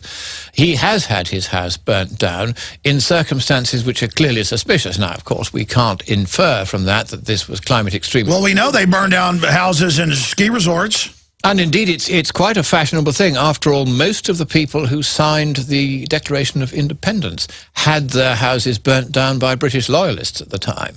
So it is a kind of, I won't say a recognised method of protest, and you certainly don't do this at home, but it is a way in which extremists like to put their point. And I think it's got to be firmly discussed. All this talk about treating those who dare to question the scientific nonsense behind global warming as though they were some sort of serious criminals against humanity, which, as I say, that's a sentence of death if you're regarded as having committed a crime against humanity. That kind of thing has got to be resisted. We've got to say that this kind of thing will not pass. We're not having it. I agree, and we've got to recognize the type of wild authoritarians we're talking about here. I mean, these really are bad people. These are the crazies. And when they're in control, the entire government becomes something that is alien to the country. That's right. And we have to recognize just how bad it is. I mean, they've tried to dumb us down, but the West has had so much freedom that the sleeping giant is reawakening. Christopher and others, your calls are straight ahead. Back in 60 seconds. Then Max Keiser. 20 minutes has just gone by way too quick with Lord Monckton, but Max Keiser's coming up. It's going to be sad to see Lord Monckton go. We're going to serve him up some good Texas barbecue, though. I'm looking forward to that. The government minister that wants to ban crucifix in England, and the EU's agreeing with them. She looks like a witch. I mean, I don't go off how you look, but I mean, it's not just that she's older. My grandmother is very, almost 90, but she's a lovely light in her eyes. This woman looks like central casting to be a witch. Guys, show folks a document cam shot of that. I mean, it's just these people are monstrous, and it's all about the raw exercise of power, isn't it? Well, yes, bring back the ducking stool, say I. I mean, this woman really has gone far beyond what is common sense. And she can do this because, unfortunately, our Catholic bishops in England and Wales, unlike the ones in Scotland and unlike the ones in America, are soggy and useless. The one in Scotland, we have a marvellous cardinal in Scotland, Cardinal O'Brien, who speaks out. He's a working-class guy, but he speaks out with terrific authority, and the press respect him, even when he's saying things that are deeply unfashionable. Whereas in England, they just don't seem to have the same kind of muscular approach, and they don't stand up for the Church's teachings against the increasing encroachment of this Well, even if you're not a Christian, it's obvious that Christianity's better than New World Order socialism. Well, I would certainly say that's the case. And unfortunately, the governing class has decided that Christianity is uncongenial to it because it encourages people to think for themselves rather than becoming just like the Borg. I mean, we're dealing with the Borg here, aren't we, really? That sort of uniform thinking, all with a hive mentality like we the are. Borg in Where are you Star Trek. speaking next? So next I'm going to Arizona to speak to several tea parties. There's a thing called a surprise tea party. I'm speaking at that shortly. A couple of speeches in Arizona. Then I go back to the UK. Then I'm almost straight onto the next plane down to Rio to try and throw a wrench in. And we're going to be able to get you on from there. Yeah, I'd be happy to do that. Thank you. Let's jam in a few more calls. Christopher in California, you're on the air with Lord Monckton. Hey, how's it going, Lord Monckton? Alex Jones, how are you? Good to hear you, Christopher. Hey, how's it going? I'm originally from Yuma, Arizona. The thing is, I had a couple of questions. Do you think it's true, from what the books I've been reading from David Icke, saying that these groups are... Yeah, no, people like David Icke, saying that the elites are, really, really bloodthirsty agendas. Yes, David Icke, I think one has to be a little bit cautious of. He's slightly gone off the rails, I think. But yeah, I think one needs to. He's a nice guy, though. You can go about as far as Alex Jones. Going beyond Alex Jones, you're out right into the darkness of complete. Who knows, though? That woman does look like she might be a reptoid, Lord Monckton. Yeah, she does look as though she's come out of one of the Star Wars films as an extra. Yes. So you think I'm like the outer limit, like the final waypoint? You're about as far as one can safely go before going out into the complete void. Once you cross that line, it's like then you really. It's like Charon, the boatman says, ah. That's it. You're beyond the pale. There's no coming back. I'm like a pillar. You reach that, and the river Styx is right there. Thank you, caller. Just something else. Bob, real fast in Missouri. Go ahead.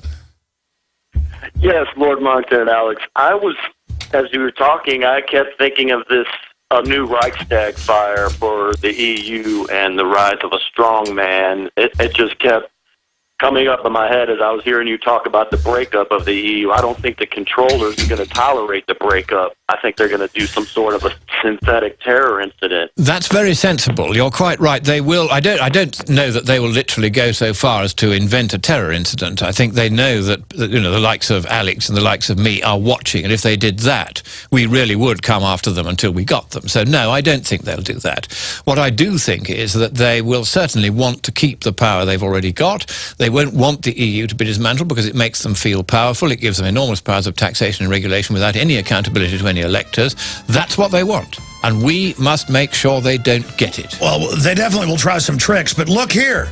You know what? I want you to be able to say hi to Max Keiser. We're going to come back in 3 minutes. Yeah. And you get to eat that plate of barbecue. We'll get Max on, and then I'll just say bye to you in the middle of the segment. Fantastic. But plus, I've got to put on my Lord Monckton 2012 President button.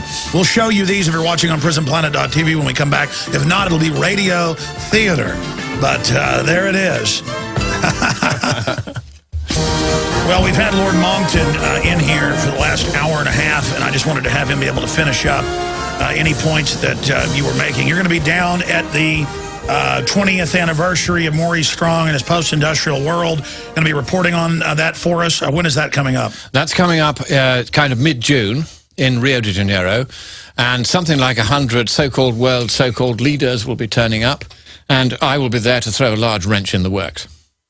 All right, and also you're going to be speaking next out in Arizona. Can people find out more at scienceandpublicpolicy.org? I'll have to get back to you on that one and get you to put it on the website, because I'm not sure who is covering that one from the internet. Absolutely. In closing, when do you expect the euro to break up? It's already happening. Greece is on its way out. I would think within weeks they'll have to make an announcement. Will it be Italy or Spain next that goes under? Spain is next, and you can tell this by looking at the amount of interest which governments have to pay in order to get people to lend money to them. And Spain is clearly now in the same territory that Greece was in a few months ago. Spain will be next, Portugal not far behind, Italy after that, and even France after that. France is in very bad financial situation. And it's now just elected. But I'm sure Hollande will save them with a 75% tax rate. Hey, Max Keiser, you're here in the U.S. now, but you've predicted accurately what's happened in the euro. You live over in France. I mean, do you think that Hollande's going to be better than Sarkozy? No. It's more of the same. Yeah, quite right, Max. I agree with you on that. Well, we're going to get Max Keiser and Max Keiser's take on that right now. Lord Monckton, thank you so much. In closing, who came up with these Vote Lord Monckton 2012 in the U.S.?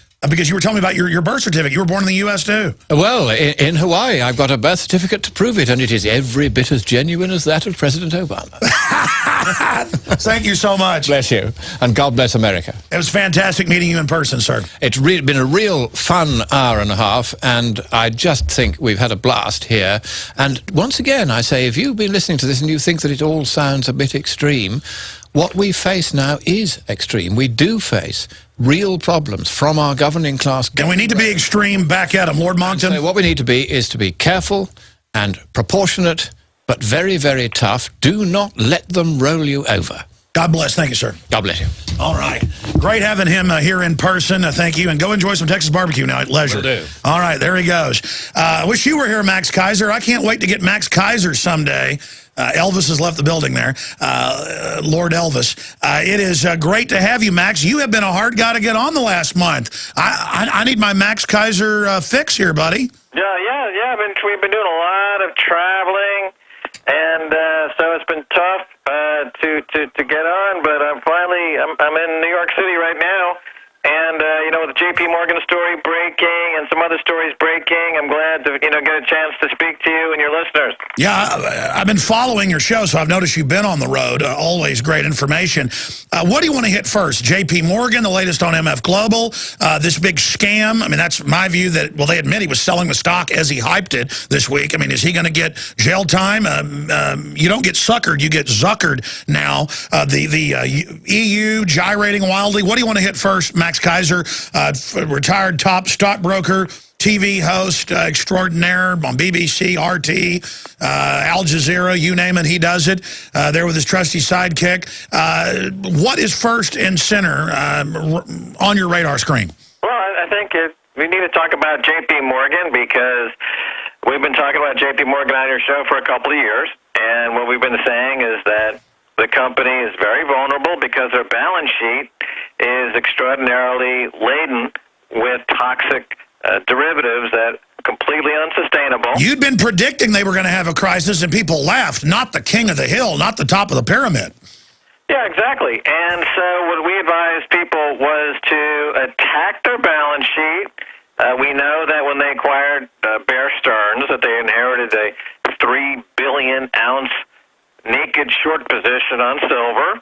And the fact is that last year, people listening to your show got silver to double in price, and now we see the results. J.P. Morgan announced a $2 billion. Now it's a $5 billion. Now talking about a $12 billion loss on their balance sheet, $20 billion loss in market capitalization. That is a direct result of direct action by listeners buying silver, because to cover that short, they had to scrape, borrow, and steal from other pieces of their balance sheet. They had to go all the way to London to get their trader in London to start committing fraud to cover that hole, and they got caught.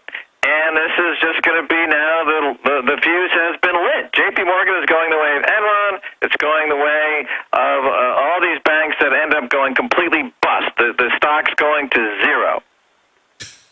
Now, there's over 1,000 trillion in admitted derivatives. Even the Washington Post admits that. It's impossible to pay back. It's not our debt. Over 90% of Greece's debt, Iceland, all of it. Ireland, not their debt. But J.P. Morgan, Goldman Sachs, and others were able to get their people in as ministers over finance, but also as the presidents and prime ministers, to sign everybody onto the debt. But now I notice they're burning banks in Greece, where you've been. All over Europe, people know it's the banksters. I'm even seeing Hollywood movies talk about the banksters. I saw a Marky Mark movie called The Other Guys, a comedy, and it was all about, you know, Goldman Sachs, J.P. Morgan ripping people off. I mean, when even the power structure starts admitting, it looks like they're getting ready to leave the sinking ship. What do you expect to happen? Well, people are beginning to figure out it's the bankers. Remember, a few years ago, 10 years ago, they had the anti-globalization movement. They figured out that was too vague.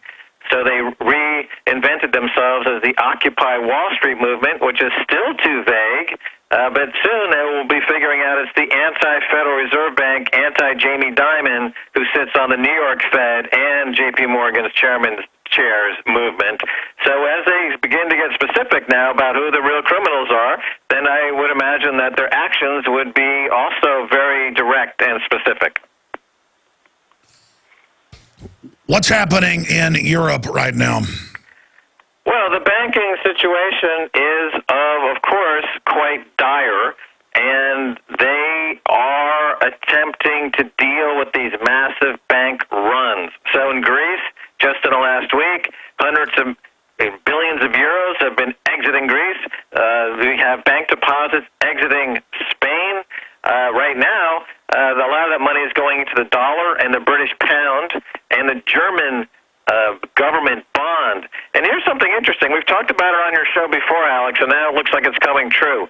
We've talked about the possibility of banks issuing bonds and governments issuing bonds that pay a negative interest rate. In other words, you pay the bank to hold your money. And this will be a viable option for people who are too frightened by the volatility, they're too frightened by the street violence, they're willing to give their money to the government, to the banks, and pay the government 1 or 2% a year or 5% a year, and they'll take that loss because they think it's the only way to preserve whatever they have left. That's what they are aiming for because, of course, they'd love to have that use of your money and not only not pay you any interest, but have you pay them interest. It's called indentured servitude.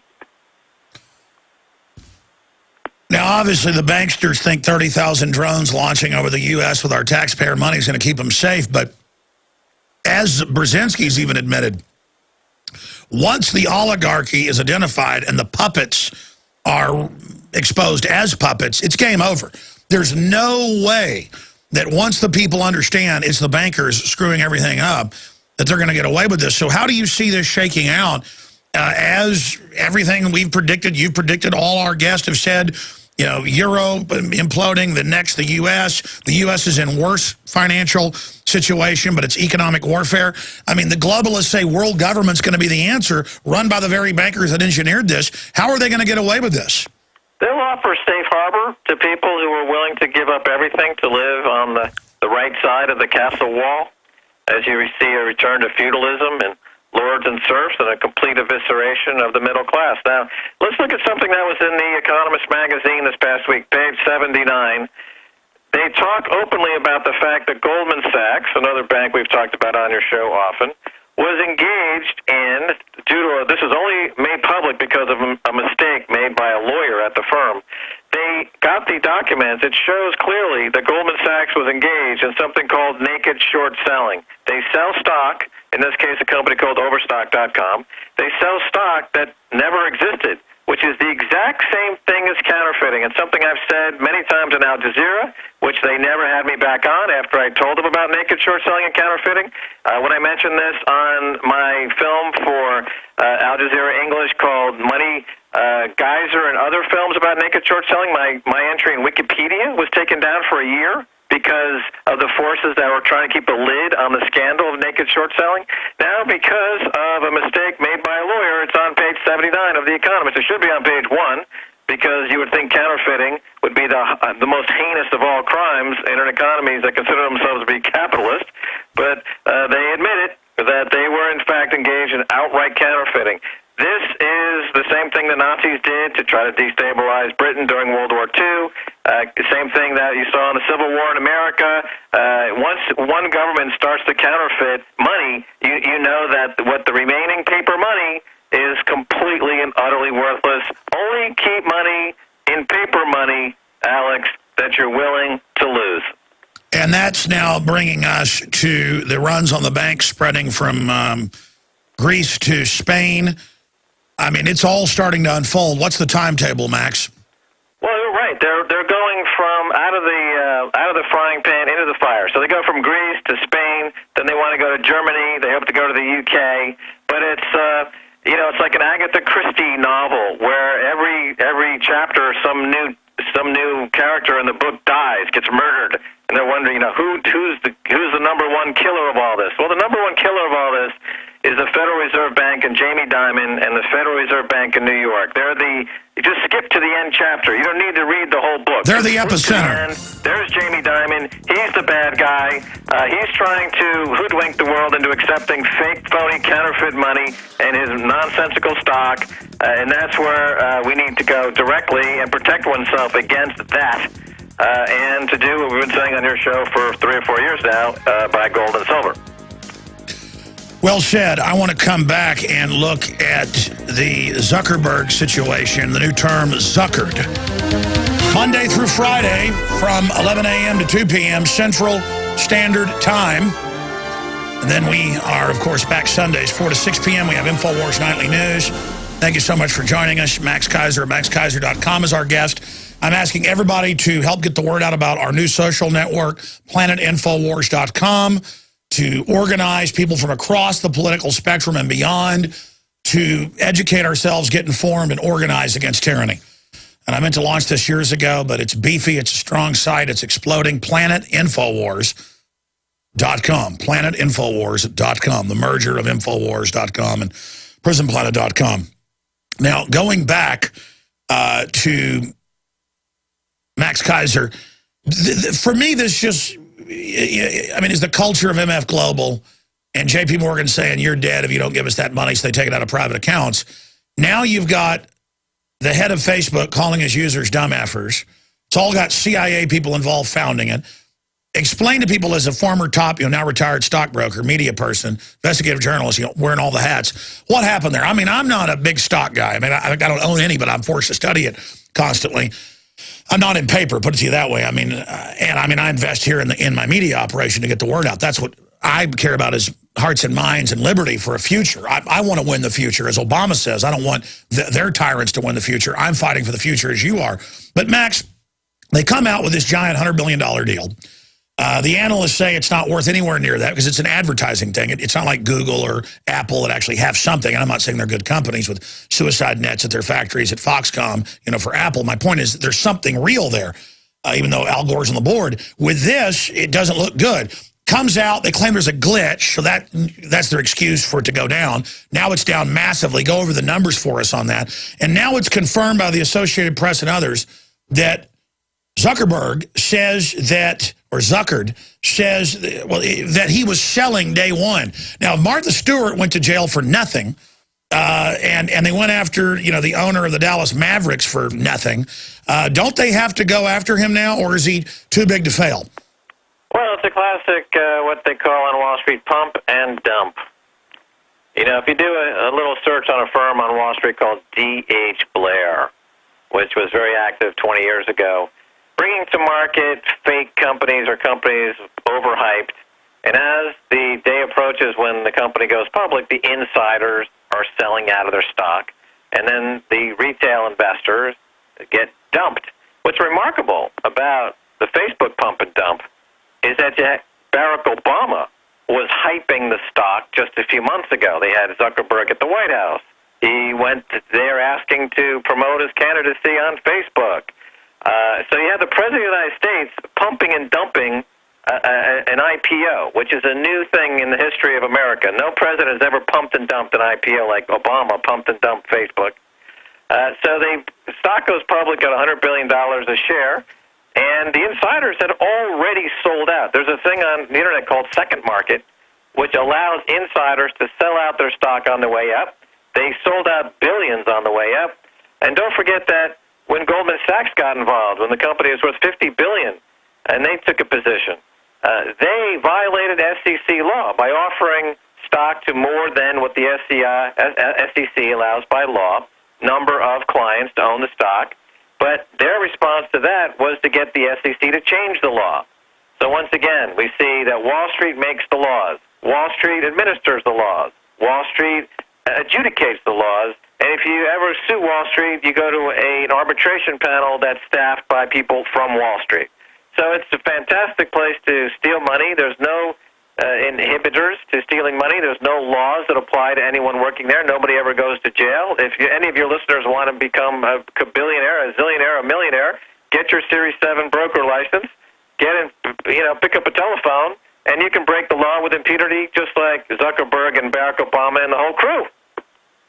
If you're part of one of the few big firms, if you're a smaller firm and go on TV and promote a stock you think's good, they claim that you're pumping and dumping and arrest you. Or if you sell a few $100,000 worth of some stock you own, if you're the owner of the Dallas Mavericks, they go after you because it's publicity. They know people know your name, Mark Cuban, and so it sounds like, or if you're Willie Nelson and they claim you're on your back taxes, they take his house away for nothing. But if you want to steal billions, it's okay. If you want to steal the police pension fund, it's great. And the cops will even beat the anti-Wall Street protesters in the head for fun because they don't know which end is up. I mean, it is absolutely insane. We're going to come back, long segment with Max Keiser, get more into this. And we've got an article up at the Drudge Report. Aaron Dykes wrote this last night. It's big news. Mark of the Beast. Bilderberg pushes mandatory Internet ID for all of Europe. This year's Bilderberg, I have to tell you, is full of top IT people. I happen to have moles inside Bilderberg. Believe me, they're hopping mad over this. Mark of the Beast, Bilderberg pushes mandatory Internet ID for Europe. They're announcing 30,000 drones here, total surveillance. Head of the CIA says, yeah, we're operating domestically, listening and watching everything you do. There's an attempt to intimidate people. See, the globalists think Americans and Europeans, for that matter, are like cowardly. No, people are so self-absorbed and lazy because we've had so much liberty that they're not paying attention. As they begin to have their resources turned off, as people begin to get awake, it's over, folks. That's the way it always is. As people start pushing folks around, it's over. You think we're scared of you? No, most people are busy trying to take care of their families. But as they realize how real all this is, people are getting out of their comfort zone, and the New World Order better look out. Here it is. While the International ACTA Treaty and United States CISPA legislation are setting the stage to clamp down on the World Wide Web, technocrats are working overtime to try to pin down your identity and make sure all your activities are thoroughly monitored and under control. It's about an internet tax, folks, is the real reason. The European Union is now moving to create a mandatory electronic ID system for all EU citizens that would be implemented across Europe to standardize businesses, both online and in person. And this is just hellish. This is for global tracking and taxes and to ban your ID, like they said in CISPA and other, before they cut it out, that 3 strikes, you're banned off the internet forever. That's like the TSA says you can't fly because they're God, no judge, no jury. Then there's a no-gun buy list. It's all about this arbitrary, you can't travel, you can't leave the country because the IRS says so. These are capital controls. Max, you've talked a lot about this. I mean, this looks like the Soviet Union or something. I mean, this stuff is off the chain. We're seeing, as you said, the acceleration of the gulag casino economy or casino gulag economy with the prostitutes running defense for the New World Order. I mean, how far is this going to go? How many minions of the system are going to slit their own children's throats economically, politically, to go along with a bunch of criminal bankers? Sure, the National Enquirer is feeding us steady images of John Travolta and cross-dressing. I don't want to hear about that. I don't want to be diverted with all these gay marriage distractions, regardless of what side you're on. They throw that in there to get us fighting with each other. That White House got caught running the Trayvon Martin thing with instigators from the Justice Department trying to get a race war going. They're shipping guns into Mexico to blame the Second Amendment. This government is criminal. They are the enemy. And we got to come together. Max Keiser. Yeah, I hear you, buddy. You know, on your show for a couple of years, we've been talking about people renouncing their U.S. citizenship because they don't agree with American politics. And we see it now with one of the co-founders of Facebook. He's in Switzerland. He's going to move to Singapore. He's in Singapore now, and he's saying, look, I want to renounce my U.S. citizenship. It's got nothing to do with taxes. I just don't want to be a part of the U.S. system. And last year, a record number of people renounced their U.S. citizenship because they don't agree with the politics. They don't want to be a part of the U.S. system. And this trend is continuing, and we've talked about it. And I've said that, in my opinion, the smart thing to do is to renounce your U.S. citizenship. You've said you think that it makes more sense to stay and fight, and I have a description of those who stay and fight. It's called police-assisted suicide. You know, because go ahead, stay and fight, but you're going to go down in a blaze of police bullets on your way out the door. Very noble, but you're not going to be breathing. Oh, Max, look, you're always saying the U.S. is going to collapse, and I agree it is, but we're going to use that crisis that they create to wake people up and get our republic back. You jumped out of the fire into Hades. I mean, I remember arguing with you 2 years ago, and you're like, yeah, Europe's being raped by the same people, but, you know, whatever. I mean, Europe is going to be just as bad or worse, man. I mean, I don't blame you wanting to live in Paris. It's beautiful and wonderful, but come on, man. No, we live in Paris because it's the best place to do our show, but we are completely mobile. You know, we go around the world, but we don't set up shop in any one location, and especially not in the U.S., because at some point you won't be able to leave the U.S. That wall between America and Mexico is to keep Americans in. You won't be able to leave. Your money won't be able to leave. So when they do turn the spigot off and they do devalue and you try to diversify out of the dollar and into precious metals, it's too late, man. Oh, no, the TSA admits. Gas at $10, $15, $20 a gallon, no job, nothing but food stamps, in the casino gulag, spinning the roulette wheel, hoping to make a nickel, you know, to buy a cup of coffee to sustain yourself for the next 2 weeks. And a bunch of paramilitary police running around. Doesn't sound fun. So anyway, here's the big news. I don't know if you caught it or not, but I am officially advising Roseanne Barr as an economic advisor to her presidential candidacy.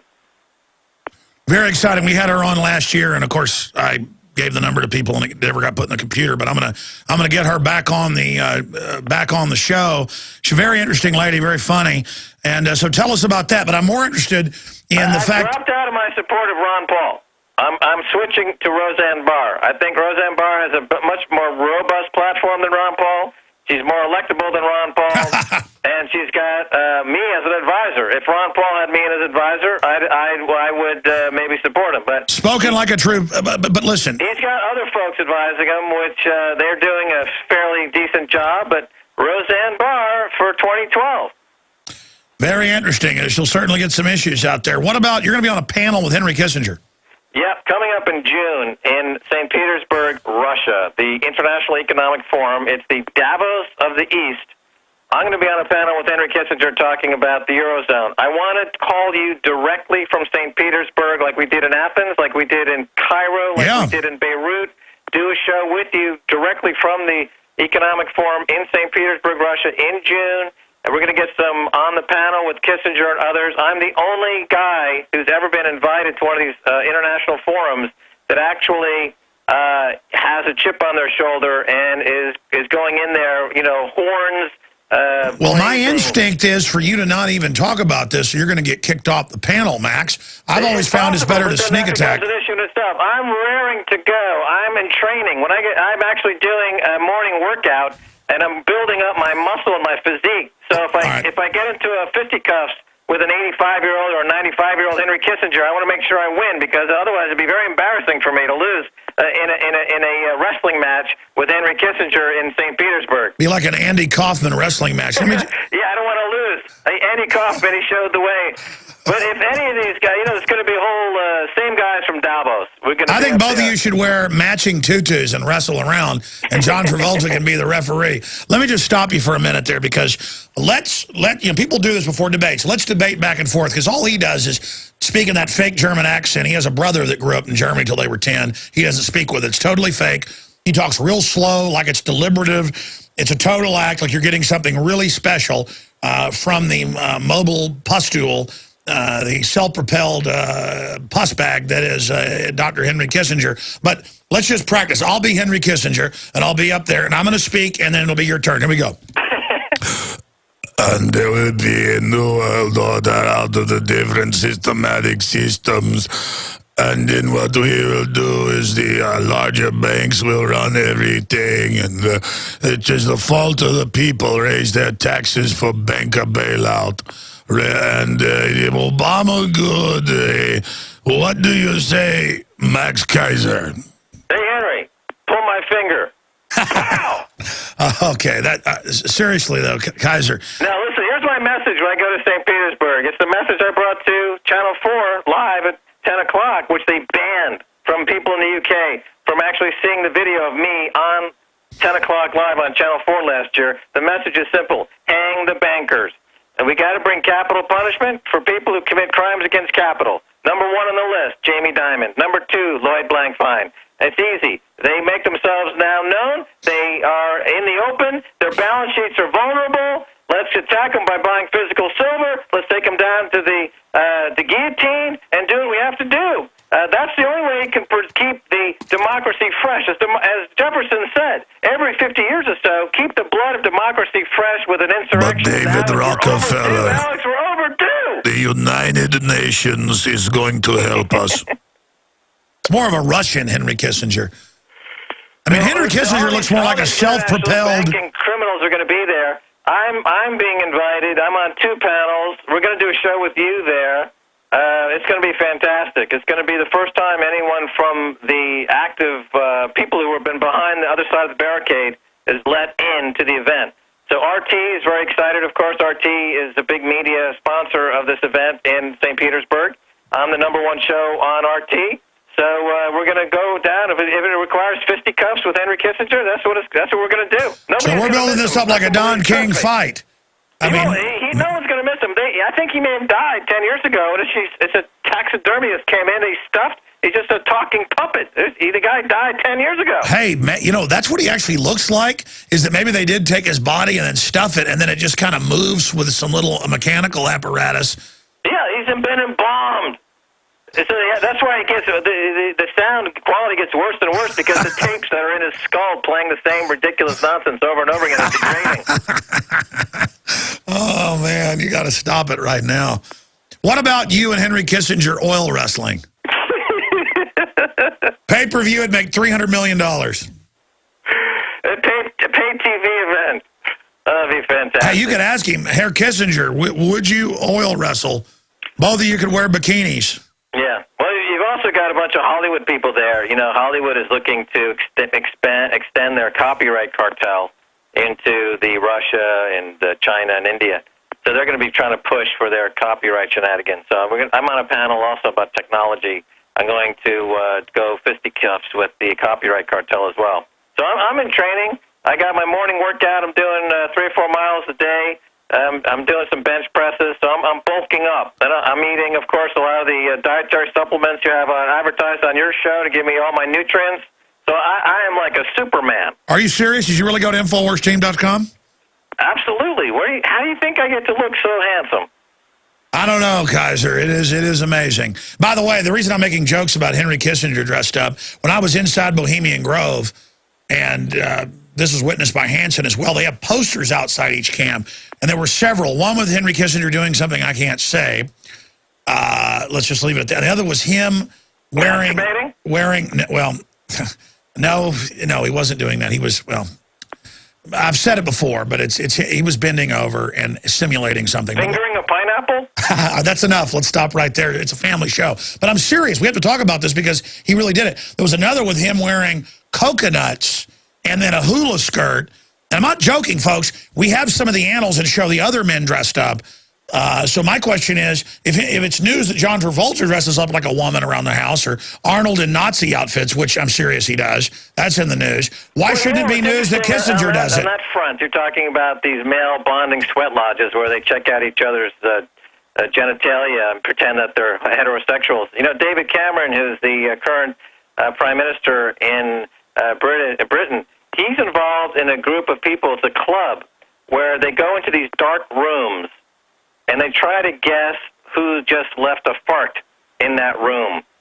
And David Cameron's involved with that, and some other these high-placed British MPs are in this kind of weird club where they go into these dark rooms. Hey, let me stop you. These people are so weird, I don't doubt it, but be serious. Are you being... This is an honest-to-God... All right, guys, put on screen... Talk to your friends in London. Who's the smart chap on your show? Hey, guys, point the camera over here for viewers. I'm going to put Kate Upton on the screen. How could guys ever get tired of the good Lord's creation like Kate Upton right there? You know, the Sports Illustrated cover girl, you know, nice woman in a bathing suit, very wholesome. Why would you want to go in a room and smell men's farts? I mean, well, when Kissinger looks at that, he sees Jamie Dimon and he gets all aroused, and then he ends up Stop it! Stop it! This show is not a morning zoo. Ask your British friends. Who's that smart chap you've got on your show? Watson. He knows about the farting club in Britain. He'll know about it. Ask Watson. Stop it right now. Keiser, are you serious? Ask Watson. It's known. People know about this. This was told to me by a guy. Yes, get Watson on Skype because his phone's terrible. Speaking of the UK, Alex, you know this... Instead of the bat phone, it's the fart phone. Shut up! I'm trying to finish. You shut up! You shut up! Go ahead. You know, Piers Morgan on CNN... He is now totally implicated in this phone hacking scandal. No, I knew that. He got fingered by, he got fingered by Jeremy Paxman, who's on their nighttime BBC Newsnight program, who testified in front of their committee saying that Piers Morgan told him how to hack phones, which totally conforms to what I've been telling people now for several years. The editor of the Sunday Mirror, Tina Weaver, told me directly in 2003 that she was aware of the phone hacking. She said Piers Morgan was aware of the phone hacking. And furthermore, she threatened me indirectly by using a phone hacking scandal as part of a scandal that she was involved with. So she should also be pulled into this phone hacking scandal. And, of course, it jumps the Atlantic. It goes to the United States. Well, that's good. If somebody gives you some info. Hey, you shut up. Shut up. Shut up. Shut up. Shut up. Shut up. Shut up. Shut up. Shut up. Shut up. Shut up. I'm just joking back. Hey, why are you throwing her under the bus if she told you these secrets? She's threatening me. Oh, okay, that makes sense. She was threatening me by saying we use phone hacking and we're going to use the information that we hacked, and she was threatening me. Oh no, that totally makes sense. Okay, but expanding. Also, Murdoch. Now it's known that they hacked into those 9/11 victims with the phone hacking. So that means Murdoch committed Corruptions Act. It's back to the United States. He's got to go. He should be completely removed from News Corp of America. That's another entirely corrupt organization. It's got to go the way. Well, listen, I agree, but isn't the White House just blackmailing him so that they won't cover Fast and Furious? Wait till Murdoch shows up at this forum in St. Petersburg. I'm going to rip his frickin' face off. I'm telling you, when I see that old bag of bones, that old sack, I'm going to just pummel him. You know, I'm not even sure if Rupert Murdoch isn't like the same robot as Kissinger. They just kind of put different makeup on it. Because the more I think about it, they both look like a rubber face pumped up with monkey pus. No, they look like two old testicles hanging from a gorilla's scrotum. All right, that's it, Keiser. This is a family show. We can call him a Manson family? We are a family show, man. Yeah, so is Charles Manson. He must be squeaky from. All right, stop it. Do we have Watson here? Did you ask Watson if it's true? Ask Watson. He's heard of it. Well, all I know is they admitted that Tony Blair, this is in mainstream news, he admits it, is convulses every morning when he is possessed by the spirit of light, and he does weird rituals. Francois Mitterrand, it admitted he said a Luciferian and demanded the Louvre pyramid have 666 pink pieces of glass. Look, Alex, let's talk about Tony Blair for a second, okay? We know this was covered in the Financial Times. You can Google this. You got all the information. They went to court with this. A serious fraud office was going to bring Tony Blair up on charges of colluding with Prince Bandar, a Saudi prince, on a $200 billion money laundering slush fund. And Prince Bandar was in number 10 Downing Street, the head of the UK government, the Prime Minister's office, and said, if you don't call the Serious Fraud Office investigation off on the slush fund with BAE, the British Aerospace, for the slush fund for this arms deal, I cannot guarantee another 7/7 bus bombing won't happen in London. Of course, that was a huge terrorist act where many people died and they blew up a bus. So here you have a Saudi prince threatening a sitting prime minister with terrorism in number 10 Downing Street. And what did Tony Blair do? He called off the investigation. Stay there. All right, Keiser has all the Tony Blair stuff's true, and the weird rituals are true, but I think Keiser did a joke on us with the David Cameron stuff. We have Paul Watson here, and I think it's an Anglophile thing is what I think is going on here. I think Max Keiser's made a joke on us. Paul Watson, joining us from just north of London, he tells us he's not heard of this club. Paul Watson, you're on with Max Keiser. Have you not heard of this olfactory club that David Cameron is part of? I've heard of the Bullingdon Club, which is the student club out of Oxford, where Cameron liked to go and smash up local restaurants with the rest of his toff friends and laugh about it. Is that the same one?